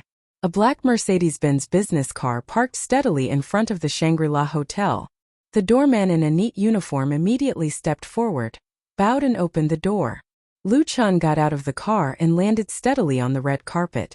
The next moment, several flashes came on, and many paparazzi were hiding not far away to take pictures of him. Lu Chan was not surprised. He came here tonight to attend the release conference of Xu Jing's new album. With the latter's connections, she must have invited a lot of friends in the circle to come to support her. It was normal for paparazzi to come. However, these paparazzi who were not qualified to enter were basically tabloid reporters, who were at the bottom of the circle. After giving a tip to the doorman, Lu Chan walked into the lobby of the hotel alone. Xu Jing's press conference was held in the large conference hall on the third floor of the hotel. When Lu Chan arrived, there were already many guests inside, and the atmosphere was very lively. Interestingly, this magnificent conference hall had been rearranged and decorated. The background was full of blue sky, white clouds, beaches, coconut trees, boats. It was as if people had suddenly come to a tropical island. Beautiful hotel waiters in Hawaiian skirts shuttled through the crowd with champagne and snacks. On the long T-shaped stage, a band was playing cheerful music, and there was laughter everywhere. Xu Jing, in a red dress, was waiting for guests at the door. Seeing Lu Chun appear, the former little queen of Hong Kong suddenly showed a charming smile. "Lu Chun, why are you so late?" Lu Chun said embarrassedly. "There was a traffic jam on the way." He took out the gift that he had prepared and presented it.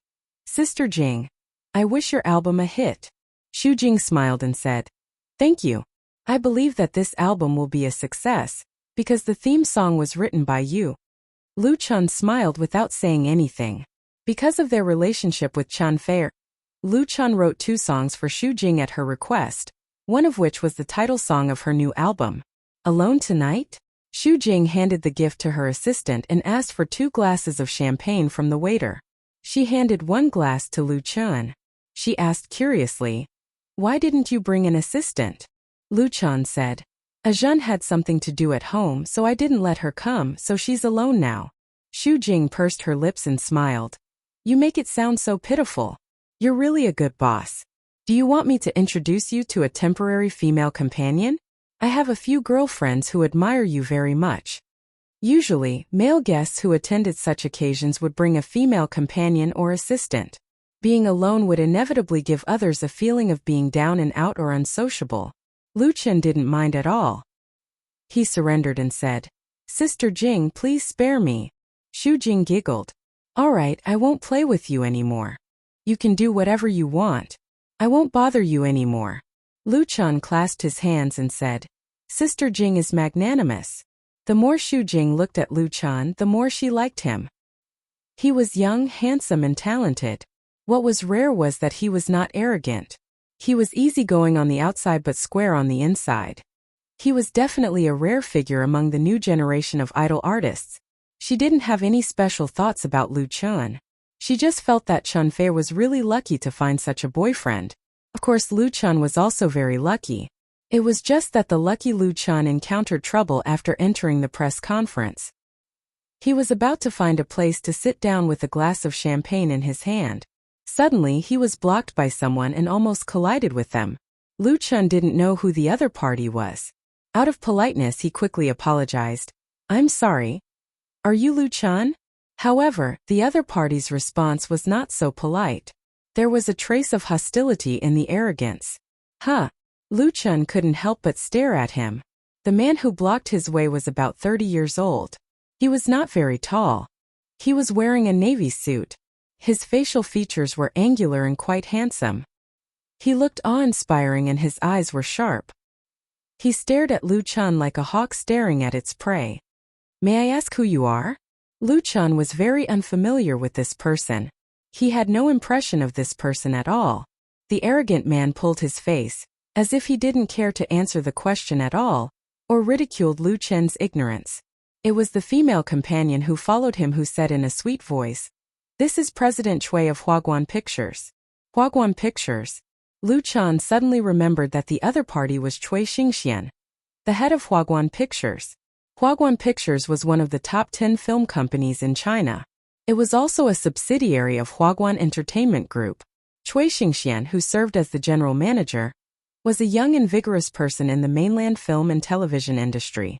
He was very famous in the circle. In the past 2 years, Huaguan Pictures had been attacking everywhere in China. They had poached many well-known actors and directors to join them. They had continuously shot many films and TV series, and they had been in the limelight. Now this ambitious film company had extended its tentacles to Xiangjiang. It had cooperated with local entertainment companies in Xiangjiang to shoot the ghost movie Painted Skin, intending to expand its business territory with the help of Xiangjiang's film support policy. Chui Xingxian even personally stayed in Xiangjiang to supervise the production of this co-production. Painted Skin happened to be the biggest competitor of a Chinese ghost story. Chui Xingxian regarded Lu Chun as a threat, and used the Zhang family to make trouble for Lu Chun. Lu Chun had long known of Chui Xingxian's existence, but he didn't expect to meet him here tonight. Of course he was not afraid. He said with a smile, "It turns out to be President Chui of Huaguan Pictures. I've heard a lot about you. Now I finally meet you in person. Nice to meet you." Although he said that he had heard a lot about you, there was a hint of sarcasm in his tone. What was he sarcastic about? Of course, he was mocking the person who hid behind the scenes and plotted against him. He was a complete villain. Cui Xingxian undoubtedly understood, and his eyes suddenly became gloomy. He said with a fake smile, "Very good, you are indeed the man that Chanfer likes. You are indeed extraordinary. I hope your Chinese ghost story will sell well, and you will have a great future in Xiangjiang." Lu Chan said with a smile, "Thank you for your kind words, President Cui. I also hope that Painted Skin will sell well." While saying insincere polite words, their eyes collided, as if two invisible sharp blades collided in the air, flashing with a little sharpness. Cui Xingxian snorted coldly and turned away with his female companion. It seemed that he was not interested in continuing to quarrel with Lu Chan. Lu Chan smiled faintly. Since he went to Hong Kong to set up a studio to film a Chinese ghost story, he and Cui Xingxian had become opponents. Although Lu Chan had won the previous round of competition, Cui Xingxian was not hurt. Therefore, the real battle between the two was still to come, when a Chinese ghost story and Painted Skin were released. That was the time to decide the winner. Chapter 536. The entertainment industry in Hong Kong has always been a Vanity Fair. Hong Kong's entertainment industry is extremely developed, with a large number of star artists and entertainment agencies everywhere.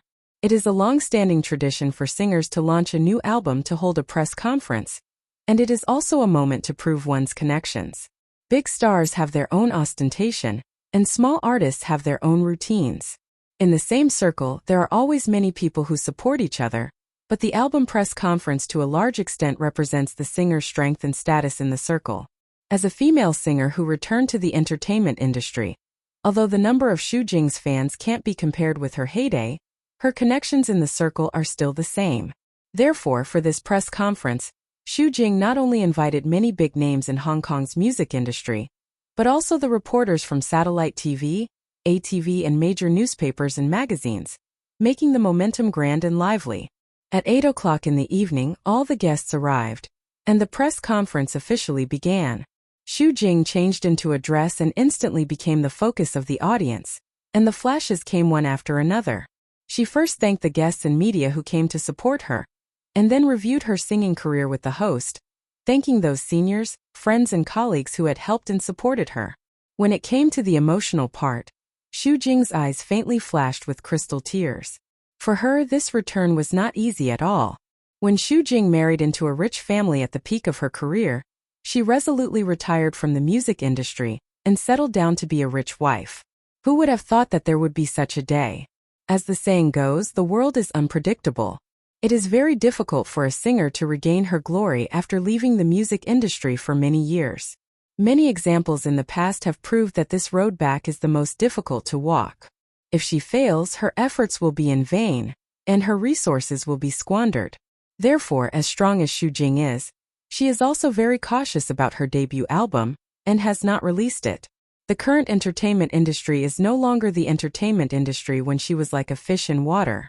There are many new people and idols, and the speed at which new artists are eliminated is unprecedentedly fast. The competition can be said to be extremely fierce.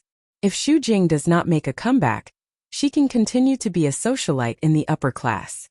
As long as her luck is not too bad, she will definitely find a new happiness of her own. But if she chooses to return to the entertainment industry, she must face the ups and downs in the circle, and there will be no more comfortable days. Not everyone has the courage to start over. But Xu Jing is not a woman who is content with loneliness after all. I would like to thank a friend here. At this moment, Xu Jing, who was standing on the stage, said emotionally, "He created an excellent work for me. It's a blessing for me to encounter this song and sing this song." Her gaze landed on Lu Chan, and her eyes were filled with gratitude. "Now please allow me to present this song to everyone. I hope everyone will like it." Applause and the accompaniment of the live band sounded at the same time. There were more than 100 or 200 guests attending the new album release conference tonight. Most of them were insiders, including many representatives of record companies and singers in the same industry. The name of Xu Jing's new album was called The Years Are Beautiful, and the title song was exactly what she was going to sing now. The song was called Summer Wind. Previously, Xu Jing had kept her new album under wraps. Except for a few related people, no one knew what her comeback work was or what style it was. In fact, there were not many people who cared about it. After all, she had been away from the music industry for a long time. But today, Xu Jing held a press conference with great fanfare and used all her contacts to invite guests and media to the scene. She arranged such a big show and had the momentum of cutting off all means of retreat. It was really not an exaggeration to say that she was cutting off all means of retreat. A has-been artist was worthless. Although Xu Jing was not an ordinary singer, one failure was enough to make her unable to lift her head in the industry. Now that she had made such a big deal, if the album did not sell well, it would become a joke. And Xu Jing seemed to be full of confidence, which inevitably aroused people's interest in her new album, especially the title song of the album, which was the focus of attention. Because the quality of the title song largely determined the future of the album. It was very common for a good song to make an album. The hall quickly quieted down, and Xu Jing began to sing on the stage. Her voice was still so sweet, mature with a hint of laziness, easily evoking the fantasies of people's hearts. The wind in July is lazy, even the clouds become hot. Not long after, it is stuffy after a burst of clouds and rain. Yeah. The temperature climbed to the unbearable. He simply closed his eyes. Let the imagination change at will. Scene.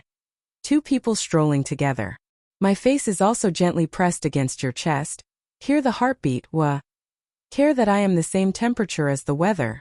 The beautiful and moving melody, the concise and charming lyrics were interpreted by Xu Jing in a unique style different from ordinary love songs. There was no whining and heart-wrenching cry, but a gentle and warm narration. I will always remember the wind in summer. Clearly say that you love me. I see your cool smile. There are also times when you are shy. The wind in summer is blowing warmly through the hair, through the ears. You in my summer, the wind said softly. Listening to this song Wind in Summer, people unconsciously felt as if they had come to a small island in midsummer, walking hand in hand with their loved ones on the white beach, bathing in the sea breeze and listening to the dialogue of love from the heart. A simple and not simple song that warms the mood. Some of the guests on the scene are experts. Their evaluation of a work may be very different from that of ordinary fans, but there is no doubt that their judgment of the market trend is better than that of ordinary people. The title song of Xu Jing's new album is different from the popular love songs that are currently flooding the music industry. It is not vulgar, not kitsch, and not pretentious. It can be said to be a unique and clean stream. Such a song will either be appreciated by a small number of people or become a big hit. There is no other possibility. In many people's view, the latter is more likely, because there is a lack of real original good works in today's Hong Kong pop music industry. To put it simply, Wind in Summer is good to listen to. Whether it is the A section or the chorus, it has a refreshing feeling. It is a work that can really move people. What is thought-provoking is that Xu Jing sings in Mandarin instead of Cantonese, which is more conducive to its release in the mainland. Many people looked at Lu Chan, because they all know very well who the friend Xu Jing thanked just now is. Note: Wind in Summer lyricist, Jay Cho/composer, Liang Hongbin. Chapter 537. Hong Kong's pop music once had an extremely glorious period. In the 1980s, with the rapid development of Hong Kong's economy, Hong Kong's entertainment industry showed explosive growth. Movies, TV, pop music, and so on were in full bloom. Not only did it have a huge impact on the mainland, but it was also exported to Southeast Asian countries and became the famous Oriental Hollywood. At that time, a large number of outstanding songwriters also emerged in Hong Kong. They used their extraordinary talents to support the sky of the entertainment industry.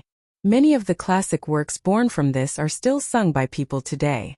But as the saying goes, the height of prosperity leads to the fall of prosperity.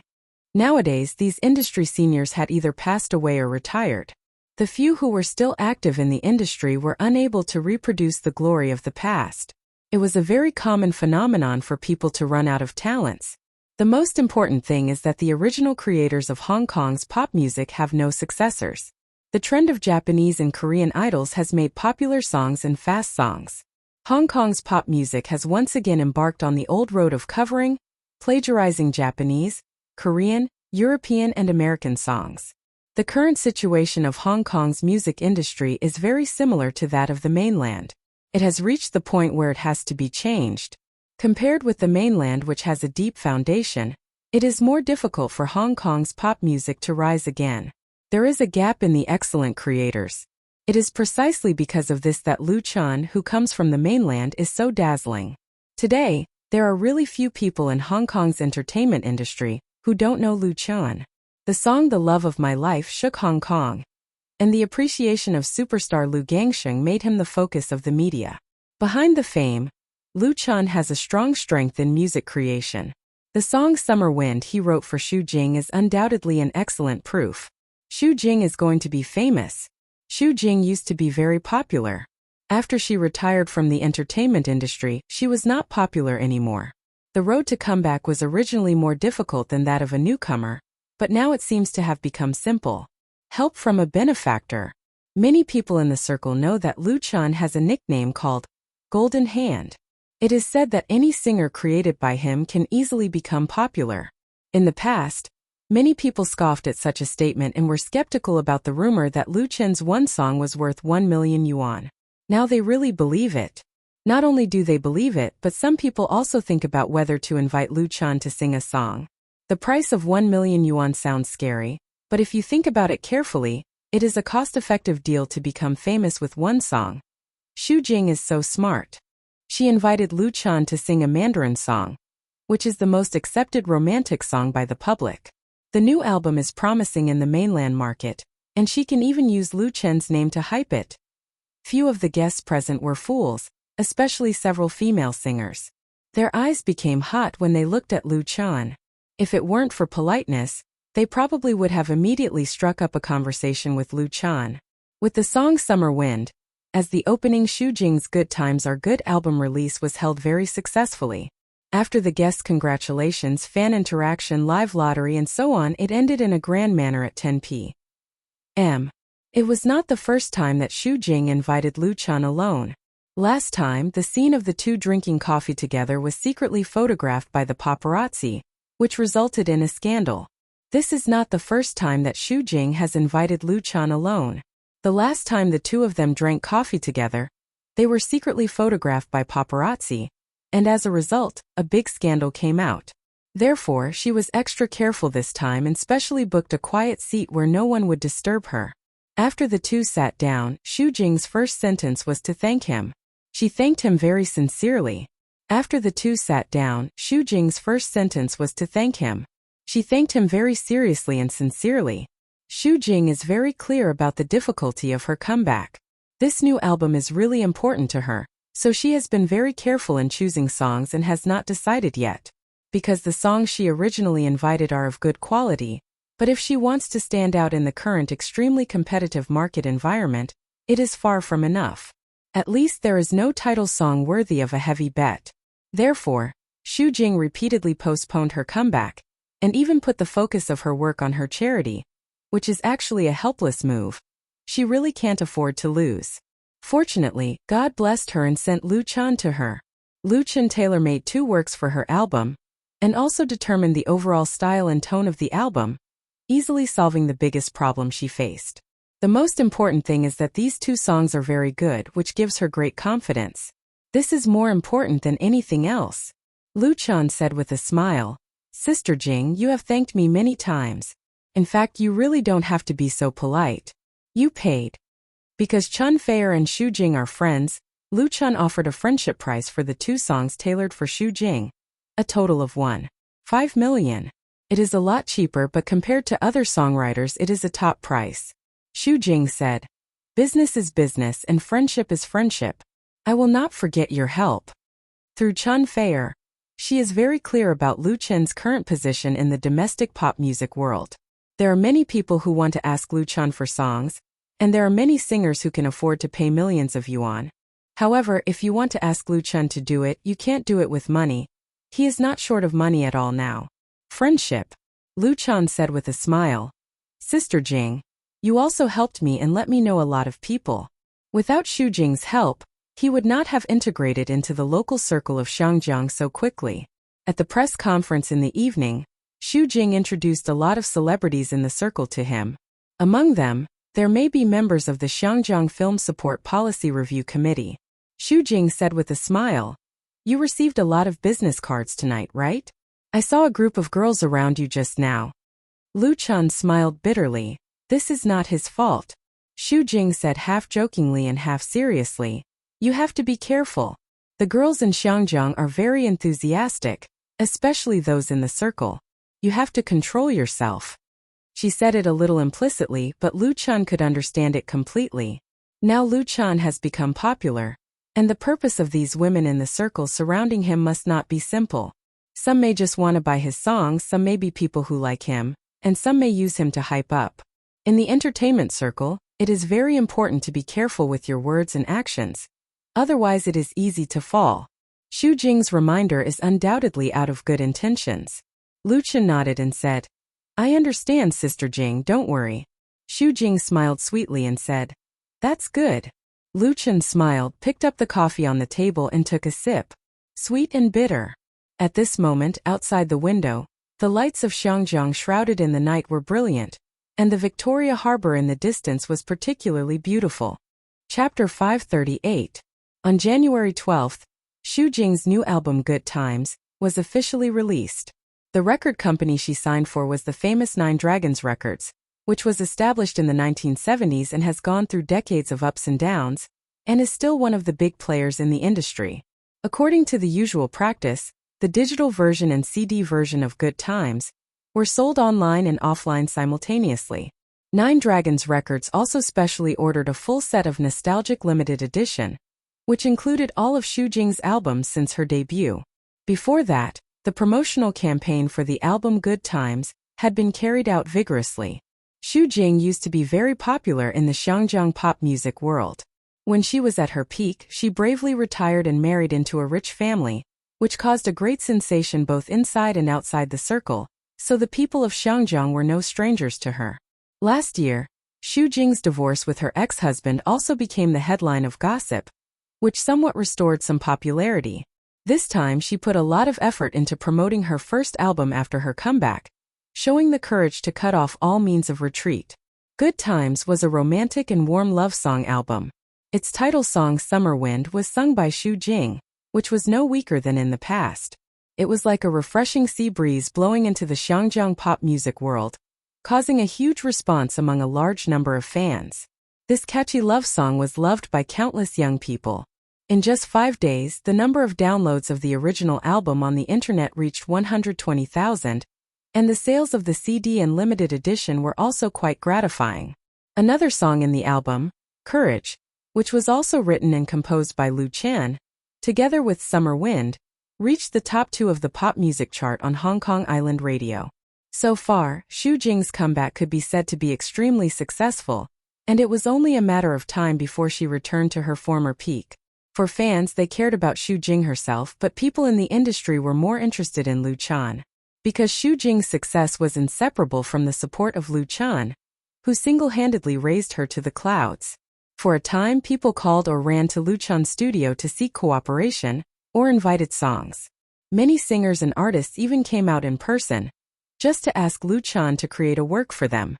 However, at this time Lu Chan was basically not in the studio. He spent all his time on Starlight Reflections, working day and night with Wan Shaoquan, dubbing and composing music, supervising the special effects, post-production and editing. He wished he could split himself into 2 halves. Time flew, and in the blink of an eye, it was already the end of January. On January 25th, December 28th of the lunar calendar, the staff of Lu Chen's Hong Kong studio finally met their boss. It would be the Spring Festival in a few days. The people of Xiangjiang celebrating the Spring Festival was a very grand event.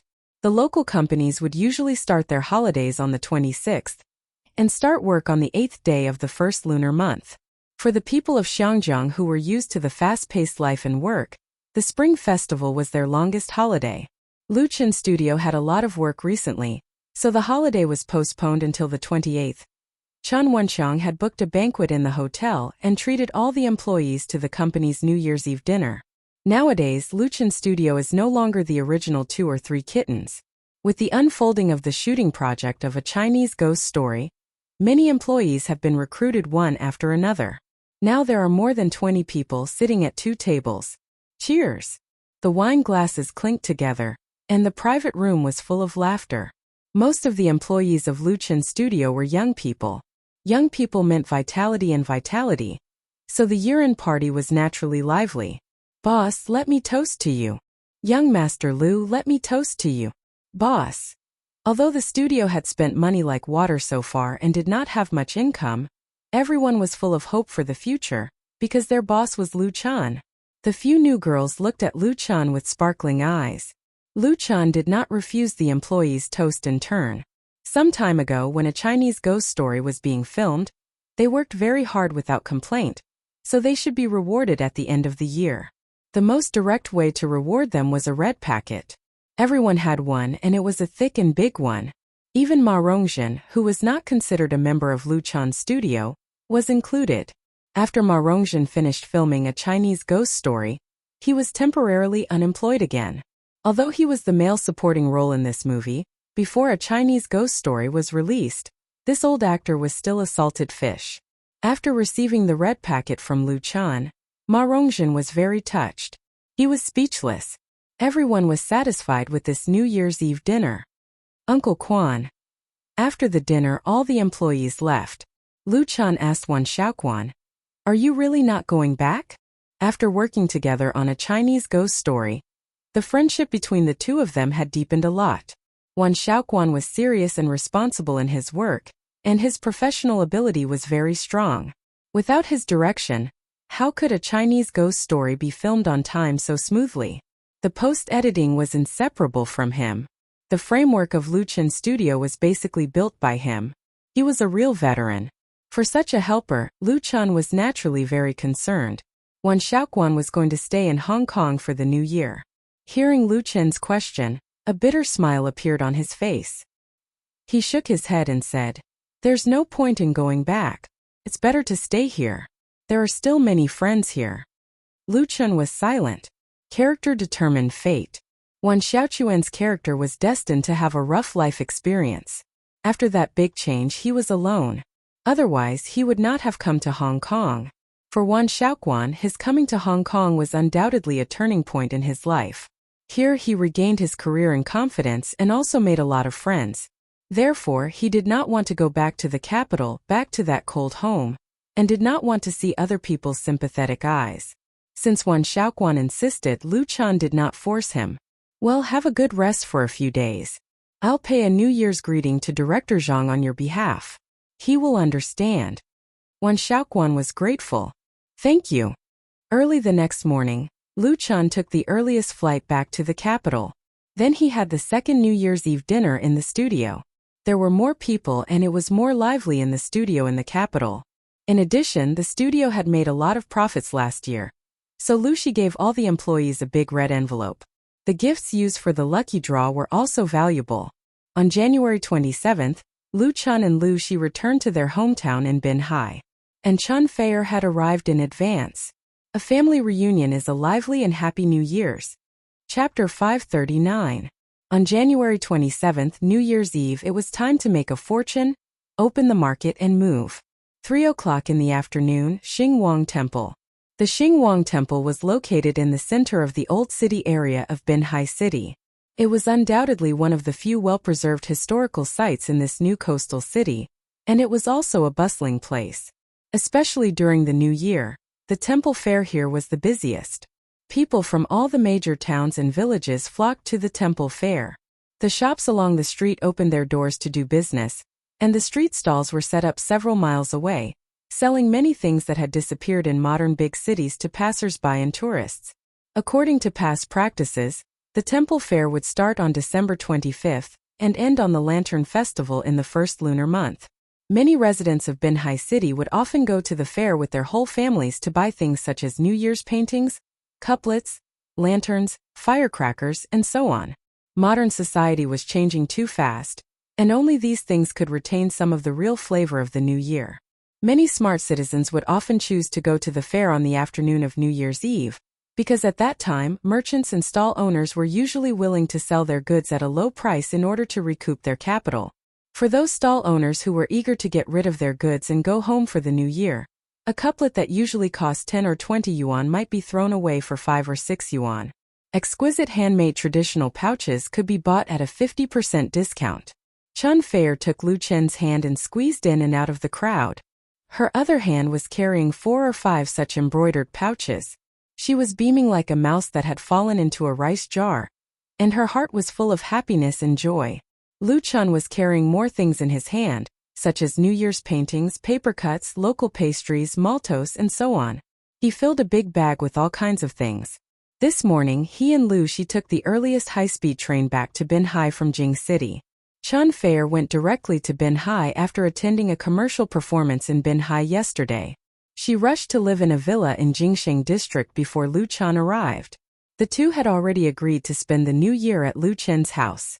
Because Chun Fair wanted to see the special features of Binhai during the new year, Lu Chun brought her to the town god's temple. The weather was very cold, and both of them were wearing thick down jackets. Chun Fair was even wearing a scarf and a hat. Other than their height being a little conspicuous, they were not much different from an ordinary couple. They were not recognized in the crowd. Therefore, none of the passers-by could have imagined that this bouncing girl, who was interested in everything, wanted to buy everything and haggled over the price of everything, was actually the hottest heavenly queen in the pop music industry. Such a fun place. Chun Fair pinched the lute he had just obtained and complained to Lu Chun. You should have told me earlier. I wouldn't have been able to finish this in one afternoon. I could have come here with Lu Shui yesterday. Lu Chun didn't know whether to laugh or cry. How would I know? Don't you have such a market in your hometown? Chun Fair's expression suddenly became gloomy. Lu Chun immediately realized that he had said the wrong thing, so he quickly changed the topic and said, It doesn't matter. The market reopens on the second day of the new year, until the end of the Lantern Festival. Especially on the day of the Lantern Festival, it is the most lively and fun. He held his girlfriend's hand tightly. If you like, we can stay until the Lantern Festival before leaving. Originally, Lu Chun planned to go to Hong Kong on the 4th or 5th day of the new year. The post-production of A Chinese Ghost Story was in the sprint stage, but it was interrupted by the new year, so he needed to be there. But compared to Chun Fair, it was nothing at all. It didn't matter at all to delay it for a few days. Feeling Lu Chen's sincere intention, Chun Fair's face bloomed with a charming smile again. She tiptoed and kissed Lu Chun on the face, then pointed to the front and said, Let's go over there and have a look. Lu Chun nodded, and their figures quickly disappeared into the bustling crowd. It was not until it was dark that the two returned home with big and small bags. Mom! Lu Chun put the things on the sofa in the living room and shouted to the kitchen. Fair and I are back. Fong Yun poked her head out of the kitchen and said with a smile, Sit down and watch TV for a while. The New Year's Eve dinner will be ready soon. There were already 5 or 6 delicious dishes on the dining table in the small dining room, exuding a tempting fragrance. Chun Fair took off her scarf and walked to the kitchen. Auntie, let me help you. Fong Yun had already treated her as her daughter-in-law, not a guest, so she did not refuse but agreed with a smile. Sitting on the soft and comfortable sofa, looking at the busy figures of his mother and girlfriend through the glass door of the kitchen, Lu Chen's heart was full of joy and happiness. Brother! Unfortunately, he was only at ease for a moment when Lu Shui and Lu Shi also returned home with big and small bags. Seeing Lu Chun, Lu Shui directly pounced on him like a tiger and hugged him like an octopus, as if the two had been separated for a long time. Where's my red envelope and my lucky money? The younger sister was still studying, and the older brother had already made money, so it was natural for the younger sister to ask the older brother for a red packet. However, someone couldn't stand it and slapped her little butt. Get down. You're a big girl but you're still clinging to people. Look at yourself. Lu Shui pouted her mouth in grievance, but still climbed down from Lu Chun. She was not afraid of anything, but she was afraid of her sister, Lu Shi's strictness. Lu Chun was secretly amused. He took out a red packet from his coat pocket and handed it to Lu Shui. Here. In this world, the one Lu Chun loves the most is his sister. The The thing he treasured the most was the rosewood guitar that Lu Xue bought for him with all her red packet. Although it was a piece of cake for Lu Chun to buy a new guitar that was worth several times or even dozens of times, the guitar had always been by his side. There were many things that couldn't be measured with money. Lu Xue immediately turned from sadness to joy. She snatched the red packet at lightning speed and then leaned over to kiss Lu Chen's face. "Thank you, brother." However, she was a little confused when she got the red packet. "Why is it so light?" Lu Chun smiled and said, "This is a supplementary card I made for you. You can swipe it when you need anything." He had once made a vow to let his sister live a princess life. This supplementary card could be used for up to a limit of 1 million yuan. Lu Xue beamed with joy. "Thank you, brother." She couldn't wait to open the red packet, took out the credit card, and carefully stuffed it into her wallet. Lu Xi shook her head and reminded her, "You can't use the card randomly. Don't get into the habit of being extravagant." Lu Xue nodded, then held Lu Chen's arm tightly and leaned her head on her brother's shoulder. Whether he had money or not, in her heart, her brother would always be the best brother. Chapter 540. Whether they were rich or not, they could go home for the new year. For those who had been wandering outside for a long time, it was undoubtedly the happiest thing in life to be able to return to their familiar and warm home and have a reunion dinner with their family. On the New Year's Eve of 2017, the reunion of the Lu family was more important than anything else. Chun Fei became the favorite at the dinner table. Although she hadn't married Lu Chun yet and was considered an outsider, Fang Yun completely regarded her as her daughter-in-law and put all the good dishes in her bowl, which made Lu Chun and her siblings very jealous. "Mom, you are too partial to sister-in-law." Even Lu Xue, who regarded Chun Fei as her idol, complained, "I want to eat chicken drumsticks too." The local chicken, which had been stewed in a clay pot with Chinese medicine for 3 to 4 hours, was one of Fang Yun's specialties. Both chicken drumsticks were given to Chun Fei. No wonder Lu Xue also complained of favoritism. "You are still eating." Fang Yun knocked on her daughter's head with chopsticks and said, "How much do you weigh now? Your sister-in-law has lost a lot of weight because of hard work." In order to shoot the long drama Shangshi Long Song, Chun Fei followed the crew all over the country. It was very hard for her to shoot. Compared with the last time she came to the Lu family, she really lost a lot of weight. Fang Yun saw it and naturally felt sorry for her daughter-in-law. Fang Yun was very satisfied with Chun Fei as her future daughter-in-law. It wasn't because Chun Fei was a big star or anything, but because she was sensible and virtuous, which made people feel at ease. Being older was actually an advantage. She didn't need Lu Chun to make do with her. Therefore, although they didn't spend much time together, Fang Yun unconsciously approved of Chun Fei and also favored her. Lu Xue covered her head and was speechless. She had gained at least 3 kilograms during the winter vacation. Chun Fei blushed and quickly put a chicken drumstick into Lu Xue's bowl. "One is enough for me. Actually, Xiaoxue is fine. She can eat more." Lu Xue beamed with joy. "Thank you, sister-in-law." If it had been someone else, she would definitely not have wanted it since she was traumatized by her mother's words. Fang Yun glared at her and said nothing more. This New Year's Eve dinner was very warm. But for Chun Fei, the only difficulty was that there were too many dishes for her. In the end, Lu Chun couldn't stand it anymore and helped her out, resulting in a few complaints from his mother.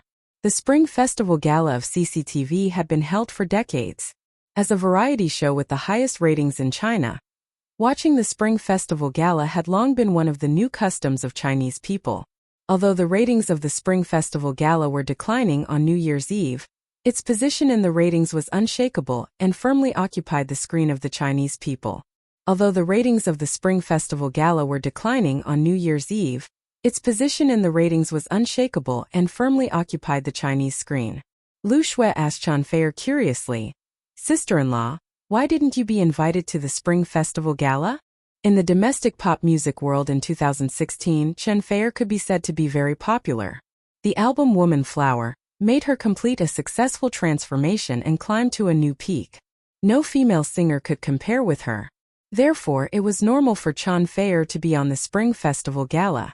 It was a bit strange that she was not selected. Chun Fei said with a smile, "You can't go to the Spring Festival Gala just because you want to. I've been there twice, so it's normal that I didn't go this time." It was true that not everyone could go on the Spring Festival Gala just because they wanted to, no matter how famous they were. The selection of the Spring Festival Gala depended not only on the quality of the program, but also on connections and other unknown factors. For example, the language programs that had been ridiculed by the audience in recent years, whether it was crosstalk or skit, gave people the feeling that they were getting worse year by year. Were all the creators really exhausted? The truth was not so. The water was very deep, and it would take days and nights to finish talking about it. Chun Feier was one of the few people who knew the inside story. In fact, when selecting the programs for this Spring Festival Gala, there were rumors that she was invited to participate, but she chose to give it up. Because for the current Chun Feier, the fame and fortune brought by being on the Spring Festival Gala were far less happy than having a New Year's Eve dinner here. Another reason was that Lu Chun was not invited. Of course, she would not tell anyone about these reasons, including Lu Chun. Lu Shui did not understand. She only said regretfully, "What a pity." Was it a pity? Chun Feier looked at Lu Chun sitting next to her with a smile. She did not feel that it was a pity at all. The Spring Festival Gala was broadcast for a long time, and the Lu family did not watch it too late. When it was just past 11 o'clock, they dispersed to rest. Lu Chun and Chun Feier also went back to their rooms. It was close to midnight, the time when the fireworks were bright. Neither of them was sleepy, so they sat on the chairs on the balcony together and enjoyed the gorgeous blooming flowers in the distant night sky. According to the local custom of Binhai, firecrackers and fireworks on New Year's Eve should be set off until the next morning. The richer the family was, the more fireworks they set off. The more fireworks they set off, the more money they would make in the coming year. Of course, not everyone followed this custom. For example, in the Jingsheng district where the Lu family lived, many local rich people gathered, but no one had been seen harassing their neighbors openly. However, the fireworks on this year's New Year's Eve were particularly brilliant and beautiful in the clear night sky. Chun Feier curled up in Lu Chen's arms, looked up at the night sky and murmured softly, "I'm 1 year older." She was a little sad and a little disappointed. Time passed quickly. Another year passed in the blink of an eye. As a woman, she was very sensitive. Lu Chan said in a low voice, "Are you afraid that you can't get married when you are old?" "It doesn't matter. I'll marry you." Chun Feier could not help but burst into laughter. She rolled her eyes at him coquettishly and said, "I won't marry you." Lu Chan chuckled and lowered his head to kiss her slightly cold red lips. After a series of entanglement and sucking, Chun Feier's pretty face turned red and she was almost out of breath. Lu Chun let go of her and asked with a smile, "You still won't marry me?" Chun Feier's charming eyes were like silk, but she shook her head hard and said, "No." "All right." Lu Chun finally couldn't help but say, "You forced me to do this." He suddenly stood up and at the same time, he also picked up Chun Feier, turned around and strode back to the room. In Chun Feier's suppressed scream, the big bed sank heavily. The room was suddenly full of spring. On the first day of the new year, because the firecrackers outside were very noisy, the two got up very early.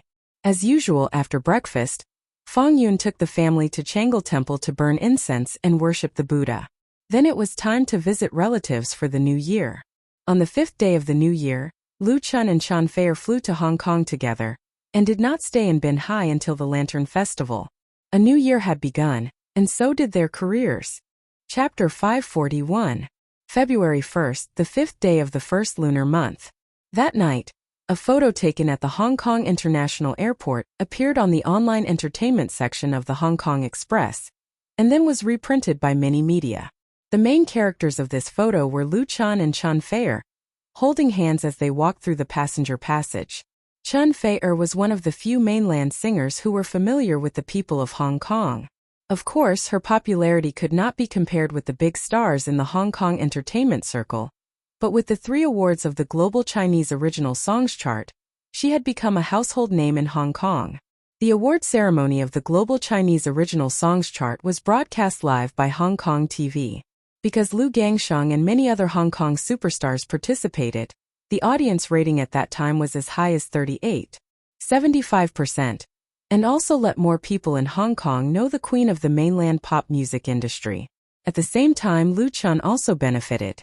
Not only that, on January 29th, which was the second day of the first lunar month, Hong Kong TV broadcast Autumn in My Heart, starring Lu Chan and Chen Fei at the prime time of 8 o'clock in the evening, which caused a round of ratings frenzy. Autumn in My Heart was filmed a year ago, and it was broadcast in the mainland and South Korea respectively, and achieved amazing ratings. Later, it was introduced by Taiwan and many Southeast Asian countries, and the response was fierce. At that time, many cable TV stations in Hong Kong wanted to buy the broadcasting rights of this TV series, but Luchan Studio refused all of them based on the consideration of ratings. The broadcasting rights of this TV series in Hong Kong could only be sold to Hong Kong TV or ATV. Both Hong Kong TV and ATV expressed interest, but there were differences on the specific terms, so they dragged it until the end of last year to negotiate a contract with Hong Kong TV.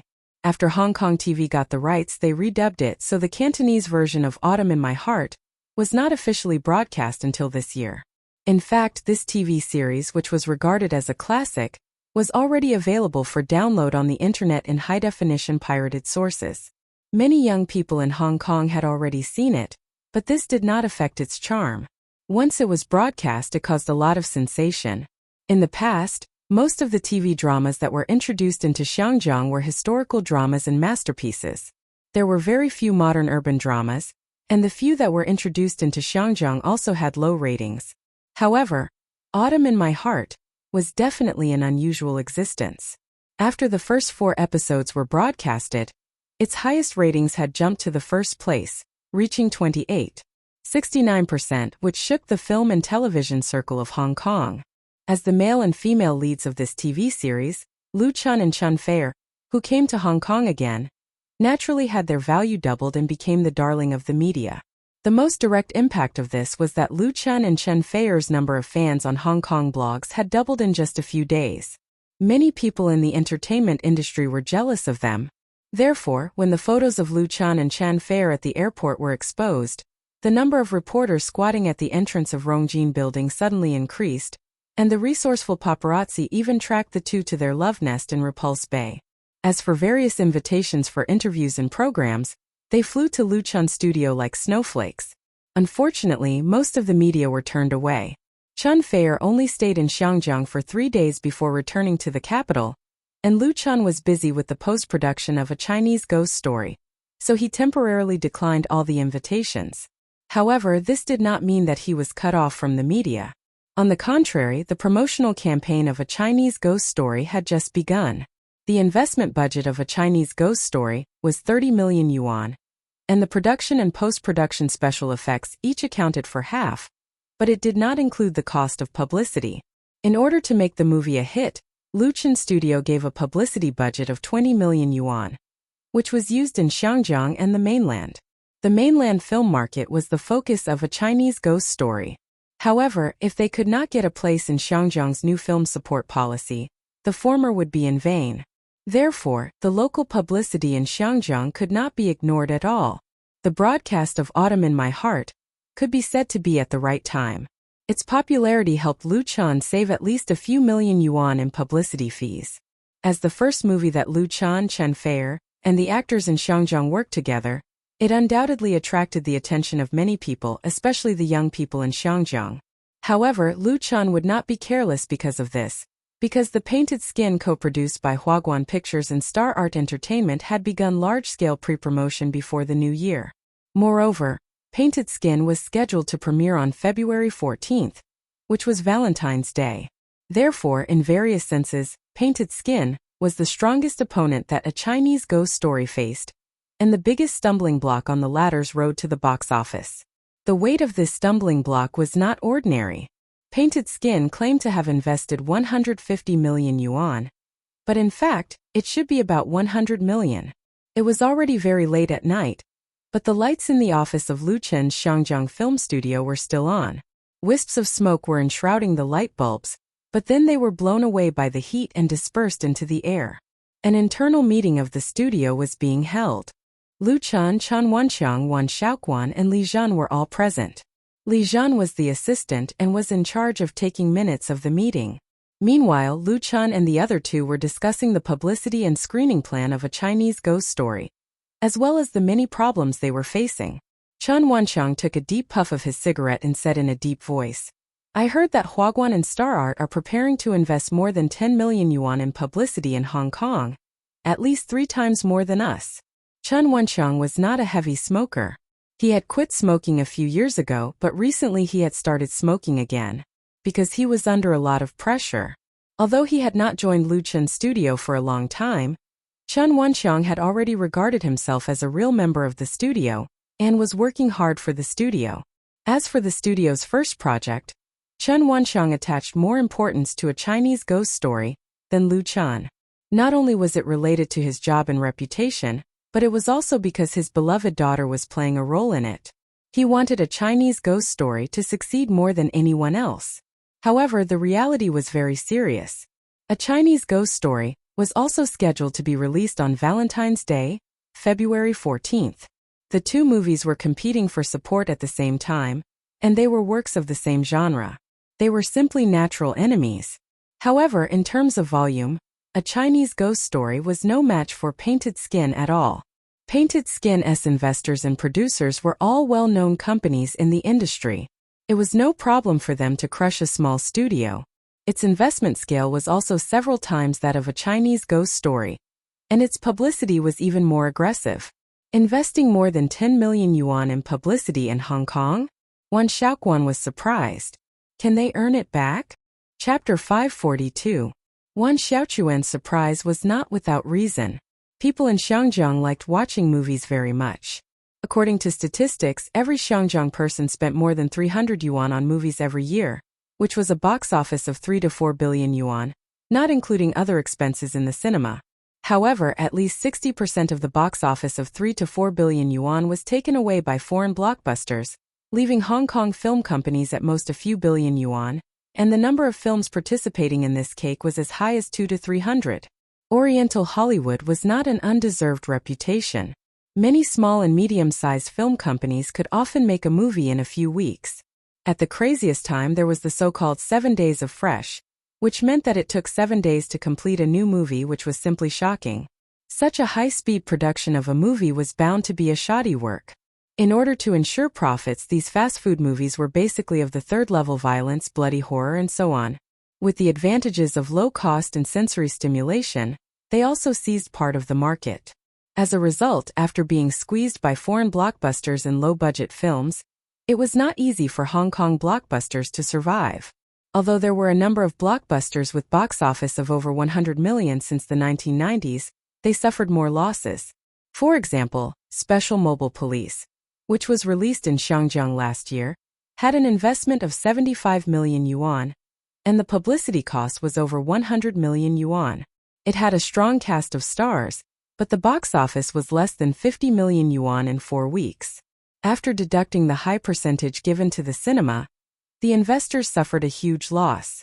The investment for The Painted Skin was higher than that of Special Mobile Police, which was not a big problem. After all, it was mainly aimed at the mainland market. However, it was a bit too much to spend more than 10 million yuan on publicity in Xiangjiang. The publicity budget for a Chinese ghost story was 20 million yuan, of which the Xiangjiang part was only 3 million yuan. Most of the budget had to be invested in the mainland media. Publicity was actually a bottomless pit. No matter how much money was invested, it was necessary to do what one could. Chen Wanxiang said, looking at their publicity posture, 15 million yuan is not enough. Television, newspapers, magazines, bus stops, mobile advertising, multimedia, and the internet. The current publicity campaign for The Painted Skin could be said to be in full bloom, and the investment must be amazing. This kind of aggressive advertising offensive undoubtedly brought great pressure to competitors. It should be known that The Painted Skin and A Chinese Ghost Story were not the only films that were rushing to be released in the new year. The number of films that had signed up for the 20 support spots had already reached as many as 200. Many of them would participate in the box office competition at the same time, and some films had already started publicity. For a movie, publicity was the most important thing. The competition in the market was fierce, and if the publicity was not in place, it would mean a 90% failure. But books that burned money like Painted Skin were few and far between. Wan Xiaoquan really couldn't understand it. Wagwan is probably trying to expand into new markets through this movie, Lu Chan said. Spending a lot of money on publicity is Cui Xingxian's usual method. Last year, he proposed the so-called strategy of going north and south. Xiangjiang is equivalent to the bridgehead, so it is not strange that he spent a lot of effort to promote the new film. At present, the competition for the domestic box office was extremely fierce. Although the market was big, there were many big shots who wanted a piece of the cake. Among them, Huaguan Pictures was not the strongest. Therefore, Cui Xingxian intended to expand into emerging markets. The so-called North and South referred to entering the film market of Japan, South Korea and Southeast Asia. Hong Kong was undoubtedly a strategic location. Taking advantage of Xiangjiang's film support policy was only a part of Cui Xingxian's ambitious plan. His goal was very big. If the painted skin suffered a setback in Xiangjiang, how could he continue in the future? Ever since he knew who his opponent was, Lu Chan had asked Lu Xi to inquire about the relevant inside information of Huaguan Pictures through various channels. He tried to know himself and his enemy as much as possible. Therefore, compared to Wan Shaoquan, he knew Cui Xingxian's intentions better. Wan Shaoquan asked, "Then how should we deal with it? Should we increase the investment in publicity?" Although his name was not in the subtitles of a Chinese ghost story, Wan Shaoquan had poured countless efforts and hopes into this movie. He did not want to drop the ball at the last stage. Lu Chan smiled and said, "It's not a big deal to increase publicity. The problem is that we can't follow the rhythm of our opponent." The publicity of the painted skin was already ahead. If a Chinese ghost story wanted to catch up, it would have to pay a higher price. This was not what he wanted to see. "I'm going to postpone the release of a Chinese ghost story to February 21st. Originally, A Chinese Ghost Story was planned to be officially released on February 14th, which was Valentine's Day. However, since it was going to clash with the painted skin head-on, it was undoubtedly a wise choice to avoid the enemy. This was because that would be the time when the publicity for the painted skin would be at its fiercest. It would be much better after a week. In Hong Kong, the arrangements for the cinema chain were much more flexible than in the mainland. If it were in the mainland, it would definitely not be so easy to change the schedule at the last minute. This was because many movies were arranged a long time in advance. Wan Shaoquan was a little unwilling. Then we can only see how happy they are. An extra week will also give us more time to prepare. Lu Chan comforted him. The one who laughs at the end is the winner. This way we don't have to rush too much in the later stages. He said to Chan Wanqiang, "Uncle Chang, regarding the cinema chain, I'll have to trouble you to communicate with Jiayang and arrange it as well as possible." The cinema chain was equally important. In this aspect, it would be arranged by Lu Chan Studios' partner Jiayang Pictures. Although the latter's connections and resources were not very big, considering the requirements of the change, there would probably be some twists and turns. There was not much time left. Chen Wenqiang nodded. He suggested, "In fact, we have an advantage in terms of publicity. Young Master Lu and Miss Feyer's TV series is currently being broadcast on satellite TV. We can take advantage of it for publicity." He said regretfully, "There were so many interviews and program invitations a few days ago. It would have been great if we could have accepted them all." In the eyes of this studio director, Lu Chan was simply wasting God's gifts. Lu Chan smiled and said, "Uncle Chang, don't worry. I know what I'm doing." It was not that he did not want to take advantage of it, but that the time was not ripe yet. However, it would be soon. On February 5th, Lu Chan Studio and A Chinese Ghost Story released new stills of the movie on the official V of Waves blog and Hong Kong blog at the same time. There were a total of 20 photos. Chun Fair Studio reposted these stills, and the publicity for A Chinese Ghost Story, in the mainland and Hong Kong, officially joined the movie's promotional war for the new year. As Lu Chan and Chun Fair were currently very popular, these beautifully designed stills immediately caused widespread discussion among fans on the internet. Chapter 543. There were a total of 20 stills of A Chinese Ghost Story, released on the official blog, mainly focusing on 4 important characters: Ning Kaichen, Nie Xiaoqian, Yin Qixia, and Granny Tree. After decades of development, Hong Kong's film industry was now extremely mature. Putting aside the factor of real scenes, The same movie that might take half a year to shoot in the mainland could be completed in 2 or 3 months in Hong Kong. Because of all aspects related to the entire film industry, Hong Kong had all the supporting companies and organizations. It was much simpler and more convenient for a crew to pull together people from scratch than in the mainland. There were plenty of professionals from the pre-shooting to post-production. The key was to be willing to spend money. The principle of you get what you pay for was vividly reflected in the stills of A Chinese Ghost Story. Ning Kaichen, Nie Xiaoqian, and Yin Qixia were 3 characters. One was a scholar, one was a ghost, and one was a Taoist. The costume design was unique, but it was not luxurious and exquisite. It was perfect in line with the character's identity. Only Granny Tree was different. As the biggest villain in the movie, Lu Qin's remake of this character was far better than the original in the dream world. Just the clothes that Chen Feier wore when she appeared were hired to work overtime by professional stylists, costume designers, and prop designers. The whole set of clothes cost 70,000 to 80,000 yuan. The stills taken from this were, of course, first class. Wow, my face style is so bewitching. I like it. It's amazing. This once again proves my Faye's strength. She looks like whatever she acts. How many can she do? The real queen is unparalleled. If she's a villain, then so be it. I'll still be a fan. Don't say anything else. I'll download it as my wallpaper first. Who can tell me when this movie will be released in the mainland? I'll definitely go to the cinema to support it. Support +1. It's worth buying a ticket just for these stills. I'm looking forward to it. There were a total of 3 stills photos of Chen Fei. The most amazing one was undoubtedly her debut photo in the film. That kind of arrogant boss temperament, coupled with graceful and gorgeous clothes and accessories, with a fierce aura in the mature beauty, made countless fans on the blog exclaim in amazement, and have named her Queen.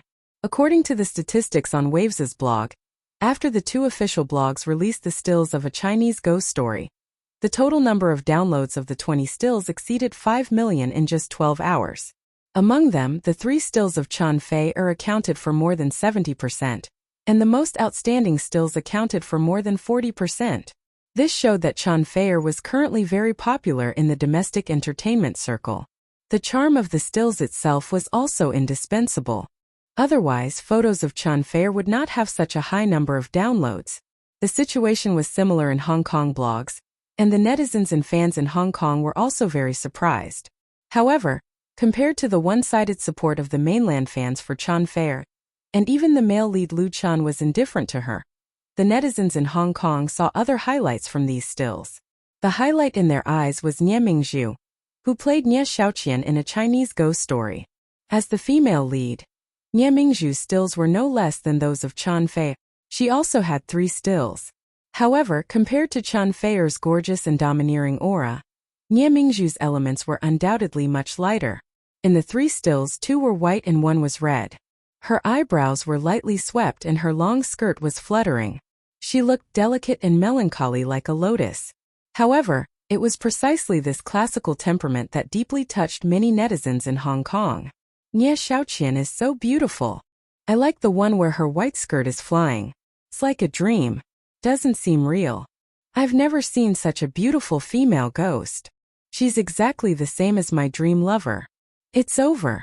I found out that I've fallen in love with her. What should I do? Nie Mingzhu is a beauty in our Hong Kong? How come I've never seen her works and photos before? She's so beautiful. Nie Mingzhu was Zhou Yi's cousin, and the female lead personally recommended by the boss of Jiayong Pictures. Her identity was quite mysterious. She had not been in the entertainment industry before. A Chinese Ghost Story could be said to be her debut. Nie Mingzhu's appearance was needless to say. When Lu Chen saw her for the first time, he was also stunned. This girl with a beautiful temperament was also recognized by director Wan Xiaoquan. In terms of appearance, Chen Fei and her each had their own merits. Chen Fei was more mature and sexy. However, in terms of temperament and aesthetics, Nie Mingzhu was undoubtedly more suitable to play the role of Nie Xiaoqian, because she had both the gentleness and elegance of a Jiangnan beauty, and the purity and elegance of an ancient lady. The effect of wearing a custom-made ancient white dress made her look like a real Nie Xiaoqian. Although Hong Kong had many beauties, Such a pure and moving Xiangjiang beauty with a classical temperament was also very rare. It was very normal for Xiangjiang netizens to be praised on Hong Kong blogs. Many netizens liked it very much. Not only did they download it and save it on their computers, they also forwarded it to their personal blogs and forums. As a result, Nie Mingzhu's first work had not yet been released, but she had already become famous among the majority of netizens. The number of fans on her personal blog suddenly increased by dozens of times. Truly brilliant publicity did not rely on shouting and selling like a Dali pill, but on a silent and subtle influence. The publicity for A Chinese Ghost Story started from the stills. It did not boast about itself, but with the charm of a few outstanding photos, it brought about an effect that might require tens or even millions of advertising investment to achieve. On Wave's blog and Hong Kong blog, more and more netizens were looking forward to the early release of A Chinese Ghost Story. They all left comments on the official V to express their eagerness. This was undoubtedly an excellent sign. Luchan Studio struck while the iron was hot and released the first version of the trailer for A Chinese Ghost Story on February 8th. At the same time it was broadcast on television, the internet, and street media. This 3-minute trailer was rushed out during the Chinese New Year, but the quality was not bad at all. The content included the appearance of the 4 important characters, the poignant love clips of the male and female protagonists, and the exciting footage of the battle between the bosses. The hot release of the trailer immediately increased the anticipation of the fans who followed A Chinese Ghost Story. At the same time, it also pushed the publicity of the movie to a climax. However, Lu Chen's opponents would not bow down because of this. On the contrary, in order to suppress the publicity of A Chinese Ghost Story, they further increased their offensive and used various means to hype it up. The movie's publicity battle before Valentine's Day had reached the critical moment of life and death. Chapter 544. Late Night Tryst photographed, Jiang Wei and Wu Mengzhen's relationship exposed. Star Art's popular young man secretly met a popular female star in the middle of the night, acting intimately, suspected to be living together. Fake drama turned into reality? The male and female leads of Painted Skin kissed goodbye in front of their apartment building. Secret romance exposed. Jiang Wei's future as a star is worrying. On February 10th, the entertainment pages of many media in Xiangjiang were flooded by Jiang Wei and Wu Mengzhen.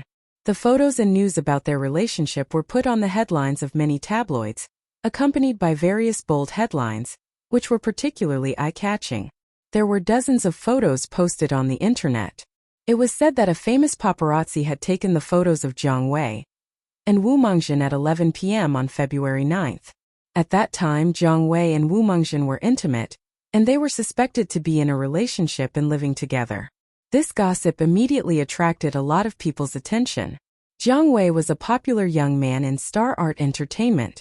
It had only been a year since his debut, but he had already released his debut album and acted in a popular TV series. With his handsome appearance, he had a large number of fans.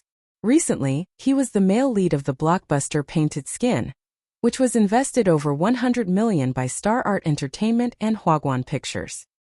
He was in the limelight and frequently appeared in the promotional activities of Painted Skin.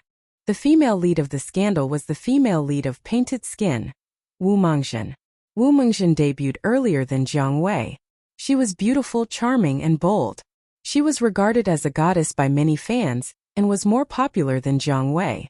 When the two of them were filming Painted Skin together, there was a scandal, but because there was no evidence and both parties and their agencies denied it, it didn't cause much of a stir. But this time they were captured by the paparazzi, and the scandal had solid evidence. Coupled with the media adding fuel to the fire, it was quickly hyped up. Both parties reacted quickly and immediately clarified on their respective blogs, saying that the two of them were only good friends. The so-called intimate photos were taken by the paparazzi using a fake position, and there was a third party present at the time. It was just a farewell after a gathering of friends. Jiang Wei also angrily rebuked the paparazzi who secretly took the photos, reserving the right to sue for invasion of privacy. The company that Jiang Wei and Wu Mengzhen had signed with also released a statement saying that the two of them were not in a relationship. As for the rumor that they were living together, it was even more ridiculous because Wu Mengzhen's assistant was also present, but she was ignored by the paparazzi. The media refused to let it go, and the person involved denied it desperately. This undoubtedly added fuel to the fire of the scandal. It's just a publicity stunt, Chen Wenqiang said disdainfully. Who in the industry can't tell?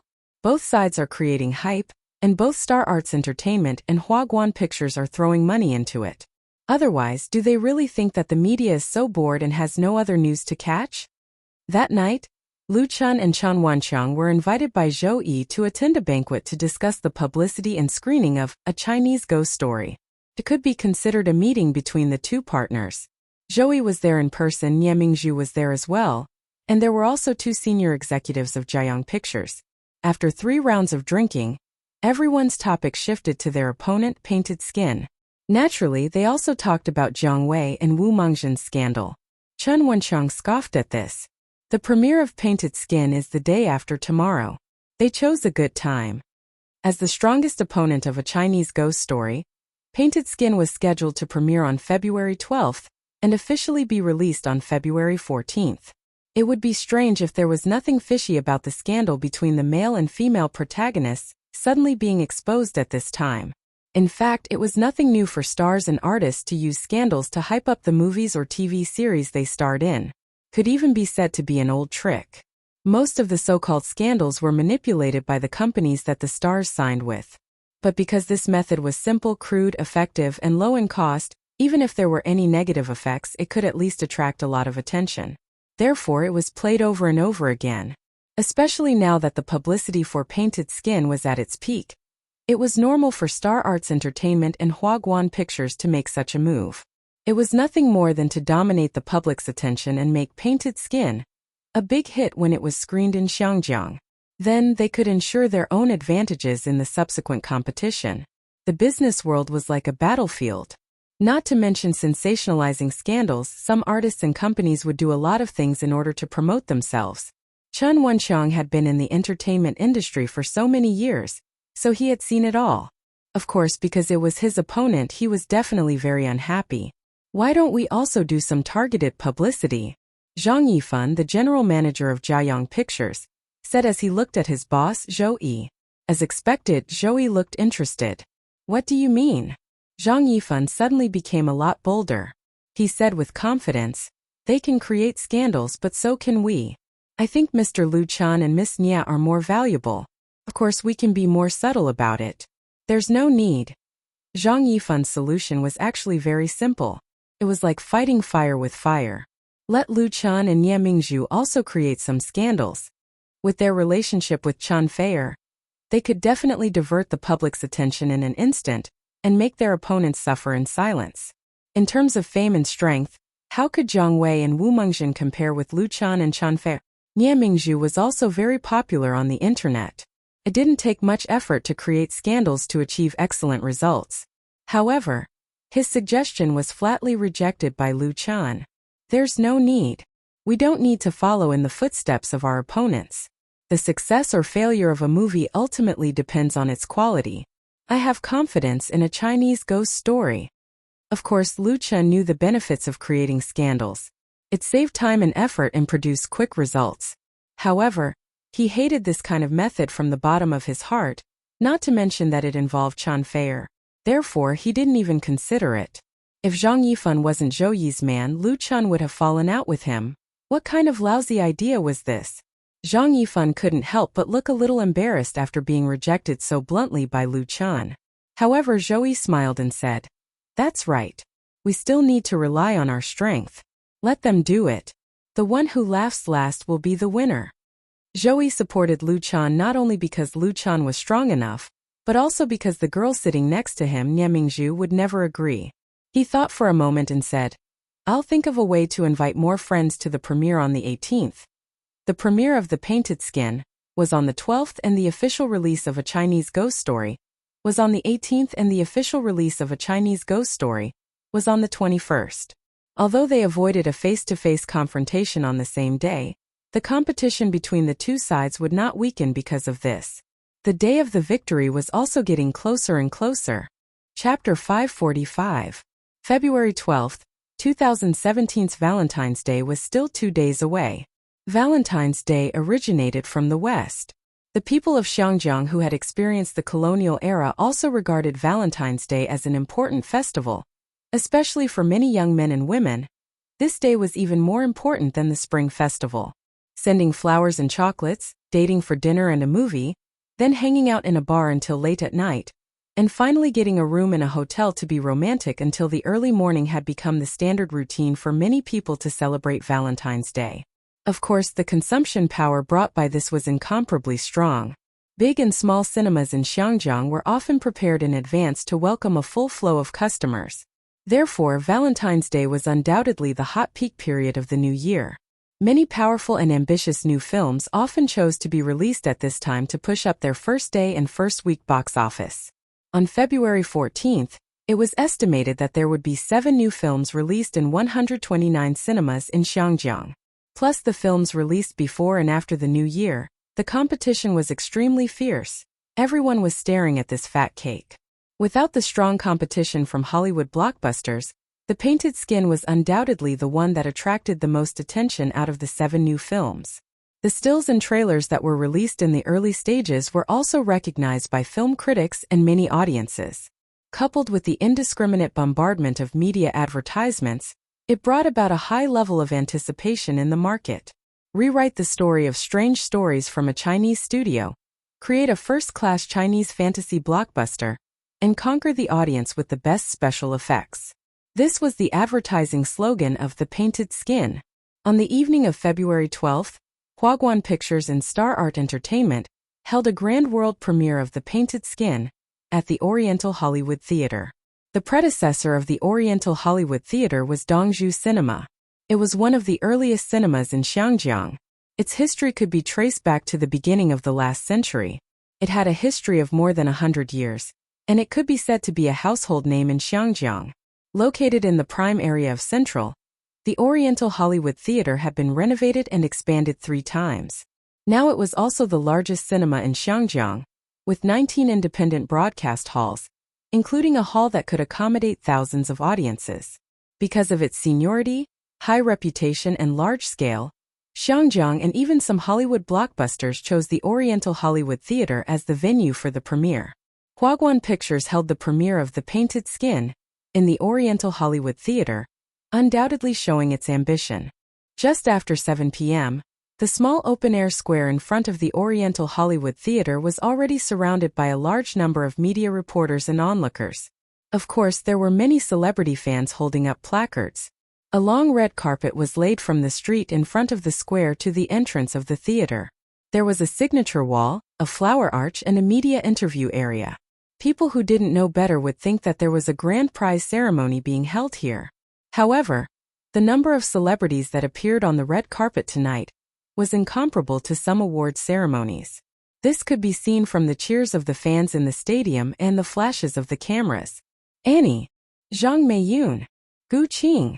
The owners of these names were all the new generation figures in Xiangjiang's entertainment circle. One of the advertising points of Painted Skin was youth idols. The movie gathered a large number of popular new artists. The men were handsome, and the women were beautiful.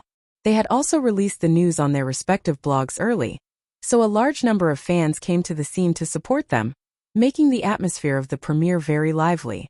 As for the media, needless to say, Huaguan Pictures has already spent millions of yuan on publicity in Hong Kong, and all the newspapers, magazines, and websites that share in the profits have all sent their elites to help. Jiang Wei. At 7:39, the male lead of Painted Skin, Jiang Wei, finally appeared on the stage. This popular young man of Star Art Entertainment seemed to be completely unaffected by the recent scandals. He wore a white suit and got out of the Mercedes-Benz. He was in high spirits and had a smile on his face, which immediately attracted a lot of attention. Jiang Wei! Jiang Wei! A group of female fans suddenly became excited. They held up their support sticks, signs, and gifts. They shouted Jiang Wei's name and rushed towards him in the crowd. The security staff at the scene saw that the situation was not good, so they immediately formed a human wall to stop these crazy fans from crossing the line. Jiang Weiji waved at them with satisfaction, then stepped on the red carpet with his head held high, and walked to the autograph table accompanied by flashes. After signing his name, He walked to the media interview area to be interviewed by the reporters. In fact, under normal circumstances, the lead and main cast of a movie would only be interviewed by the media after the premiere. Huaguan Pictures broke the convention by making the premiere into an award ceremony, which could be considered unique, or rather sensationalism. Mr. Zhang Wei, can you talk about this movie? More than a dozen microphones and recording pens with media logos were placed in front of Zhang Wei. One of the reporters couldn't wait to ask, "How much box office do you think Painted Skin will get?" Zhang Wei said confidently, "Painted Skin is a good movie, and it's also an exciting movie that's worth the audience spending money to watch. Its special effects don't lose out to Hollywood blockbusters at all. As for the specifics of the story, please go to the theater and watch it yourself. I won't spoil it here. As for the box office," he paused, then continued, "I predict that it should have a box office of more than 30 million in Hong Kong. It is not impossible for it to exceed 50 million, because the quality of Painted Skin is good enough." Although most of these media reporters were specially invited and would not deliberately make things difficult for him, Zhang Wei still left some leeway in his answer, which was considered more cautious. Although the film market in Hong Kong could not be compared to that in China, it still had a scale of 3 to 4 billion. With the investment and publicity costs of Painted Skin, it was very possible to achieve a box office of 30 to 50 million in Hong Kong. After all, this period of time was the craze for watching movies, and there would be a wave of aftershocks after the festival. Another reporter asked, "As far as I know, a Chinese ghost story, which is in the same genre as Painted Skin, will premiere on the 18th. What do you think of this movie?" The corners of Zhang Wei's lips curled up as if he was silently looking down on them. He smiled and said, "I don't pay much attention to the movie you mentioned, so I can't say I have any opinion on it. But I believe that with the strength of Painted Skin, it is enough to defeat any opponent." His last few words were said in a heroic manner, but also filled with an overbearing sense of aggressiveness. Zhang Wei's incomparably confident look made the reporter's eyes light up. The clicking sound of camera shutters was endless, accompanied by a continuous stream of questions. "Mr. Zhang Wei, can you talk about the scandal between you and Miss Wu Mengzhen? May I ask if you really?" Chapter 546. The Painted Skin premieres to rave reviews. It officially hits all major cinemas in Hong Kong on Valentine's Day. Many celebrities are here to cheer for the premiere of Painted Skin. Creating a Hong Kong fantasy masterpiece, the Painted Skin's first-class special effects are comparable to Hollywood blockbusters. Zhang Wei says the Painted Skin's Hong Kong box office is 50 million. Thoughts on the premiere of the Painted Skin? On the second day after the premiere of the Painted Skin, the entertainment section of all the major media and websites in Xiangjiang was flooded by this new film. Those celebrities who participated in the premiere published blog posts one after another, praising how wonderful the story of the Painted Skin was and how outstanding the special effects were. Many Xiangjiang film critics strongly recommended the Painted Skin on newspapers and blogs, believing that it was a rarely seen masterpiece of supernatural and fantasy in the past few years. It was a masterpiece that was worth spending 30 yuan to enter the cinema to watch. Their reviews and the praises from the media had created a lot of hype for the upcoming Painted Skin, and the effect was undoubtedly very good. All the major cinemas had basically booked all the tickets for Painted Skin on Valentine's Day. Even the tickets for the 15th and 16th were more than half booked. This was the power of advertising. Before a new film was released, the audience was easily influenced by the media. To a large extent, the media's advertising determined the direction of consumption. Of course, a film's reputation was not built by critics and advertisements. Whether the Painted Skin would be a huge success in the box office depended on the audience's evaluation. But before that, the Painted Skin was unparalleled in the Hong Kong film market. It could be said that it was the most coquettish film. Aren't you worried at all? On the Red Rose pedestrian street in Xiangjiang Central, in the midst of the bustling crowd, Chan Fei curiously asked Lu Chan, who was holding her hand, "In a few days our movie will premiere." Today was Valentine's Day. The pedestrian street in the bustling business district of Central was very lively. The flower beds on both sides of the street were full of blooming flowers. There were even government volunteers giving roses to couples passing by. The shops along the street had already put up posters to celebrate the festival. Even the air was filled with the smell of romance. Chen Fei flew to Xiangjiang last night. Valentine's Day was such an important holiday. She definitely had to be with Lu Chan, and would stay in Xiangjiang until the premiere of a Chinese ghost story. For this reason, she deliberately turned down a lot of work and program invitations. Tonight, the two of them had a heartwarming dinner together. After dinner, they went out to go shopping. Hand in hand, they mingled with pairs of couples. It was also a very happy thing. Most importantly, this was the second Valentine's Day that Chen Fei and Lu Chan had spent together. But Chen Fei was not the kind of girl who regarded romantic love as her life. Today was the premiere day of The Painted Skin. As the strongest competitor of a Chinese ghost story, the movie's promotional campaign had been so intense a few days ago that even she, who was far away in the capital, could smell the smoke of gunpowder. In contrast, the publicity for a Chinese ghost story had always been tepid and maintained its original rhythm.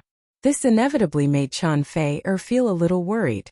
Most of the time, the two competitors were one step ahead and one step ahead.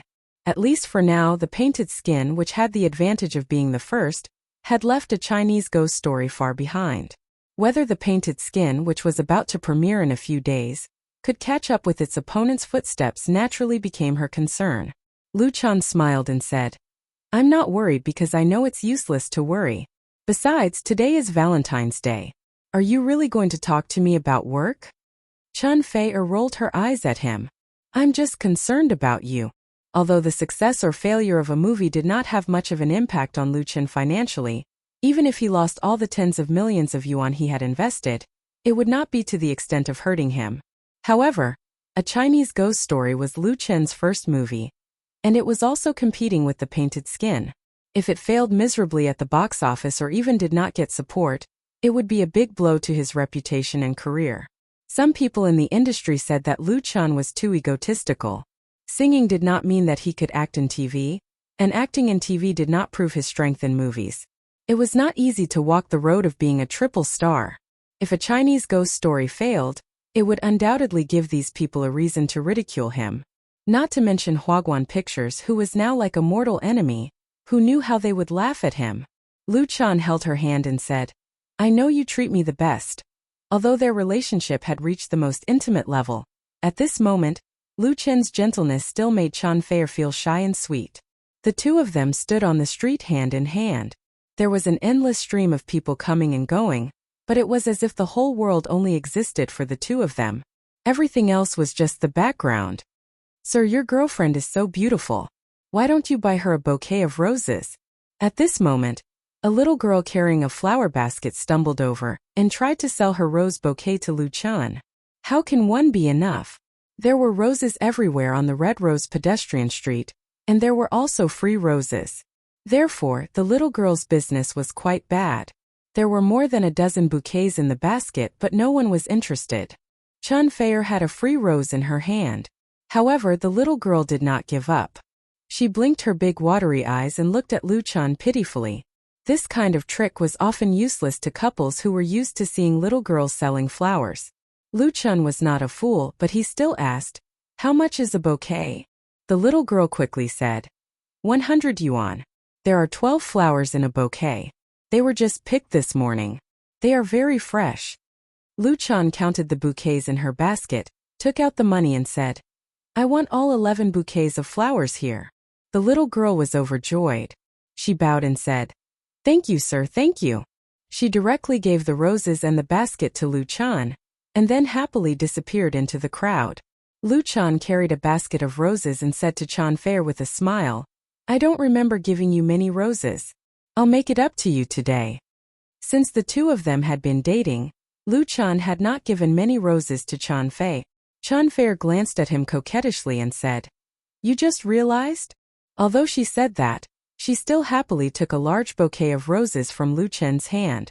Chen Fei lowered her head and sniffed, then asked, "Where are we going next?" Lu Chen showed 2 movie tickets as if he was performing a magic trick. "To see a movie, of course." "Ah," Chen Fei whispered. "What movie?" Lu Chen smiled and said, "Painted Skin." Chapter 547. From east to west, at the end of the central Red Rose pedestrian street was the Rose Theater. Among the hundreds of large and small cinemas in Xiangjiang, the Rose Theater was definitely not the largest and had the most advanced facilities. In fact, it only had 5 independent projection halls and did not have a 3D giant screen. It was not on the same level as the Oriental Hollywood Theater that was not far away. But in terms of popularity, the Rose Theater was no less than the Hollywood Theater. And in terms of popularity among couples, the former was even more popular than the latter. This was because all the seats in the Rose Theater were double seats, which were lovers' seats. They were spacious, comfortable, and extremely private. Other than Hollywood blockbusters, the movies played all year round were mainly romantic comedies, so it was deeply loved by couples. On Valentine's Day, the theater also gave out extra gifts such as chocolate, popcorn, and so on, so the tickets for the 5 screening halls had been booked early. Chen Wenxiang had gotten Lu Chen's tickets through his connections, otherwise he would not have been able to buy them now. The tickets were VIP tickets, and the seats were VIP boxes with better privacy. The movie started at 8:10. When Lu Chen brought Chen Fei over, it was already close to 8. He glanced at the screen in the hall outside and found that the screening for The Painted Skin had reached at least 35%. This was very impressive. Usually, other than Hollywood blockbusters, when Hong Kong films or Sino-Hong Kong co-productions were first released, the screening rate was between 10% and 30%, and then adjusted according to the subsequent market response. 35% at the beginning was basically the treatment of Hollywood blockbusters. Considering that there were many new films being released today, the producers of The Painted Skin, Huaguan Pictures and Star Art Entertainment, had definitely spent a lot of effort on public relations in the cinemas, in order to make it a hit. This undoubtedly brought considerable pressure to their competitors. For example, Lu Chen's A Chinese Ghost Story, after many efforts and coordination by Jiayong Pictures, was only 20% of the screening in several major cinemas on the 21st, and it was not completely guaranteed. This was because the market situation was ever-changing just like the weather. Although it could be predicted in advance, it could change at any time. A Chinese Ghost Story, which was released after The Painted Skin, was bound to face the pressure of the former. Coupled with the box office sales of The Painted Skin, the cinema chains increased their production rate. Other films in the same period, including A Chinese Ghost Story, would definitely have to make way. They couldn't possibly hinder the cinema from making money, right? That was why Lu Chen had brought Chen Fei over today. He did not neglect romance and work. He did not place too much importance on the success or failure of A Chinese Ghost Story, but he would not be indifferent to his competitors. Know yourself and know your enemy, and you will never be defeated. Lu Chen and Chen Fei sat down in a private room. The theater attendant left after serving them coffee, drinks, and small gifts, leaving the two of them some privacy. Before leaving, the waiter looked at Lu Chen curiously. She felt that this tall and handsome guy was a little familiar. He seemed to be a star, but there were also stars who came to the Rose Cinema to watch movies, so she didn't pay much attention to him. Chen Fei leaned against Lu Chen's chest and giggled. Does this count as going deep into the enemy's rear to observe them? Lu Chen couldn't help but laugh. How can it be so exaggerated? After a pause, he continued. In fact, as far as I'm concerned, I still hope that both China and Hong Kong can make more good movies and regain the market we've lost. Since entering the new century, the domestic film market had continued to be popular, and the box office had been rising steadily. It was already the second largest source of box office in the world, second only to the United States, and it was expected to surpass it in the next 5 years. However, more than 50% of such a large market share was occupied by imported films, especially Hollywood blockbusters. Moreover, the latter accounted for more than 90% of movie-related peripheral products. Many Hollywood movies relied on the sales of peripheral products to achieve a net box office profit of more than 200%. In contrast, domestic films were pitifully weak in this regard. This made many knowledgeable people in the domestic film industry cry out loudly. Revitalizing domestic films and improving the added value of movie peripheral products had become the mission and responsibility of the new generation of young filmmakers. In this regard, Lu Chen, who had just entered the film industry, had also tried it. A batch of figurines, posters, props, accessories, toys, and so on for A Chinese Ghost Story had been produced in Xiangjiang and would be sold in cinemas on the day of the release. When he came in just now, Lu Chen deliberately bypassed the sales area of the movie peripheral products in the hall and found that there were basically no peripherals for the painted skin on sale except for the posters. Although Hollywood blockbusters had an absolute advantage in this regard, local film companies could not get used to this advantage and put themselves in the position of bystanders. They were worried that they would lose money and do nothing. On the other hand, this was also a manifestation of lack of confidence in the film itself. Lu Chen's words were not to show how high his moral integrity was in front of Chen Feier, but from the bottom of his heart.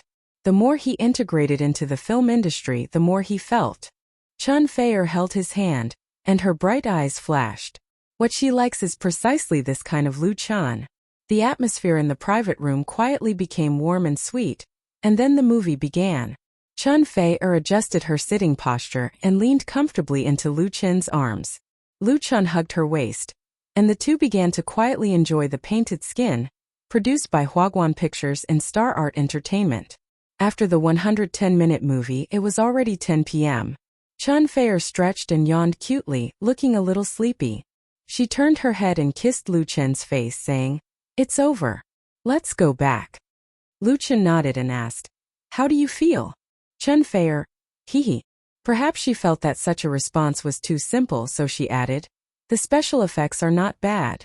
The special effects are not bad. Lu Chen completely agreed with this evaluation. It was worthy of being the most powerful special effects production company in Hong Kong. Although its level could not be compared with the top Hollywood peers, at least it had first-class quality. As a fantasy blockbuster, Lu Chen gave The Painted Skin 8 points in terms of the performance of the special effects alone. The full score was 10 points. He stood up and said, "Let's go and find a place to have a drink." Today was Valentine's Day, and tonight was a romantic night. It was enough to spend 2 precious hours here. What followed should be a sweet time for the two. Chapter 548. On February 14th, Painted Skin was officially released in all major cinemas in Xiangjiang, with 37.5% screening. The box office on the first day was 7.5 million. With such a result, it was undoubtedly the box office champion of the day, and created the best box office result for a domestic film in Hong Kong in the past 13 months. Such a bright first-day box office also boosted the confidence of Huaguan Pictures and Star Art Entertainment. They increased the number of advertisements in major media, and the publicity campaign was vigorous. The media who got the benefits naturally praised the film, saying that it was the first fantasy film produced by China and Hong Kong, that it surpassed Hollywood, and that it opened up a new genre of ghost films. The actors who participated in Painted Skin all posted celebratory blog posts, and the male lead, Zhang Wei, proudly said on his blog that he had underestimated the box office results of Painted Skin. The 50 million Hong Kong box office was not the end, but the beginning. And on another important promotional front, Hong Kong blogs and forums, there were also a large number of blog posts and posts praising Painted Skin, most of which were comments from the so-called ordinary audience. The plot is wonderful, the special effects are outstanding. It's worth spending money to support it. I didn't expect our Xiangjiang to make such a wonderful special effects blockbuster. I have to give it a like. I went with my girlfriend yesterday, and the box office I booked a few days ago was worth it. I also went with my girlfriend, and she said it was very good and wanted to watch it again. Wonderful, really wonderful. There were so many praises on the blogs and forums that people felt it was their loss not to watch it. Coupled with the lucky draw launched by the official V, the momentum on the internet was no less than in reality.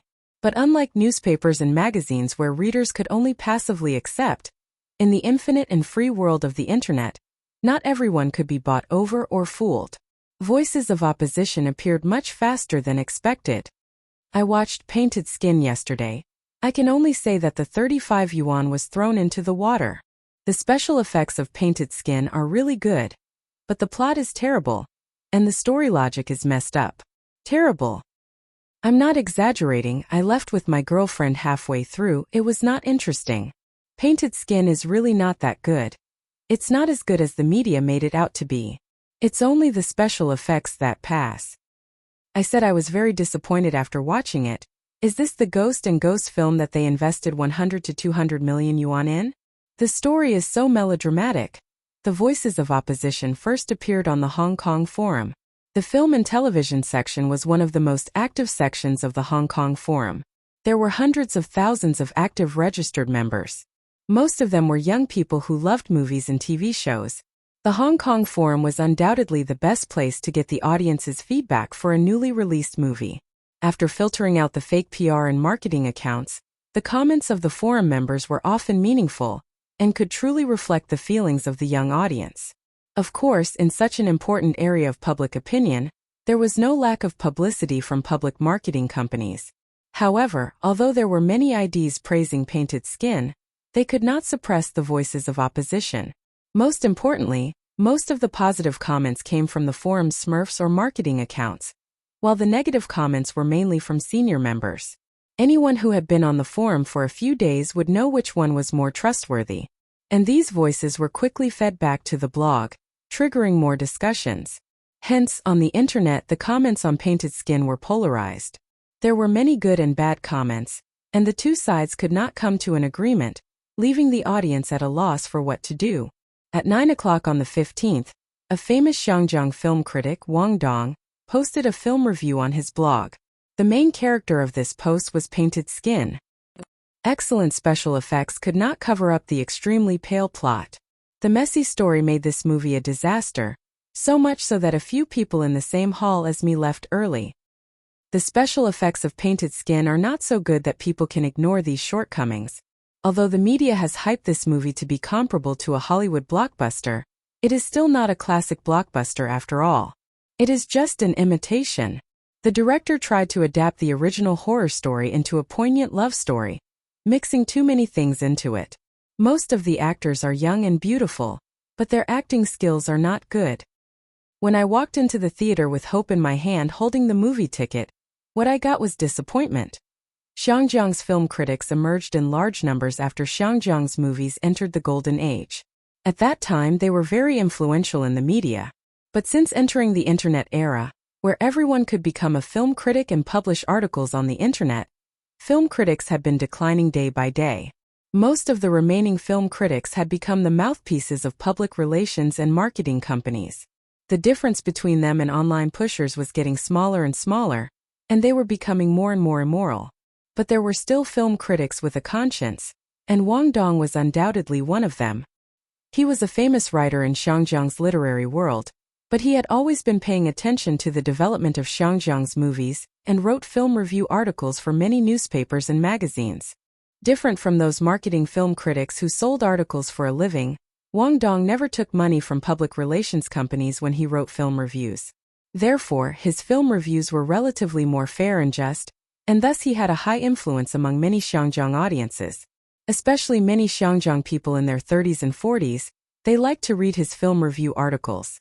Of course, Wang Dong's film reviews were not perfect. He was more inclined towards artistic films rather than commercial films. Therefore, he often criticized those popcorn movies that sold well at the box office. As for the so-called sh*t, sh*t,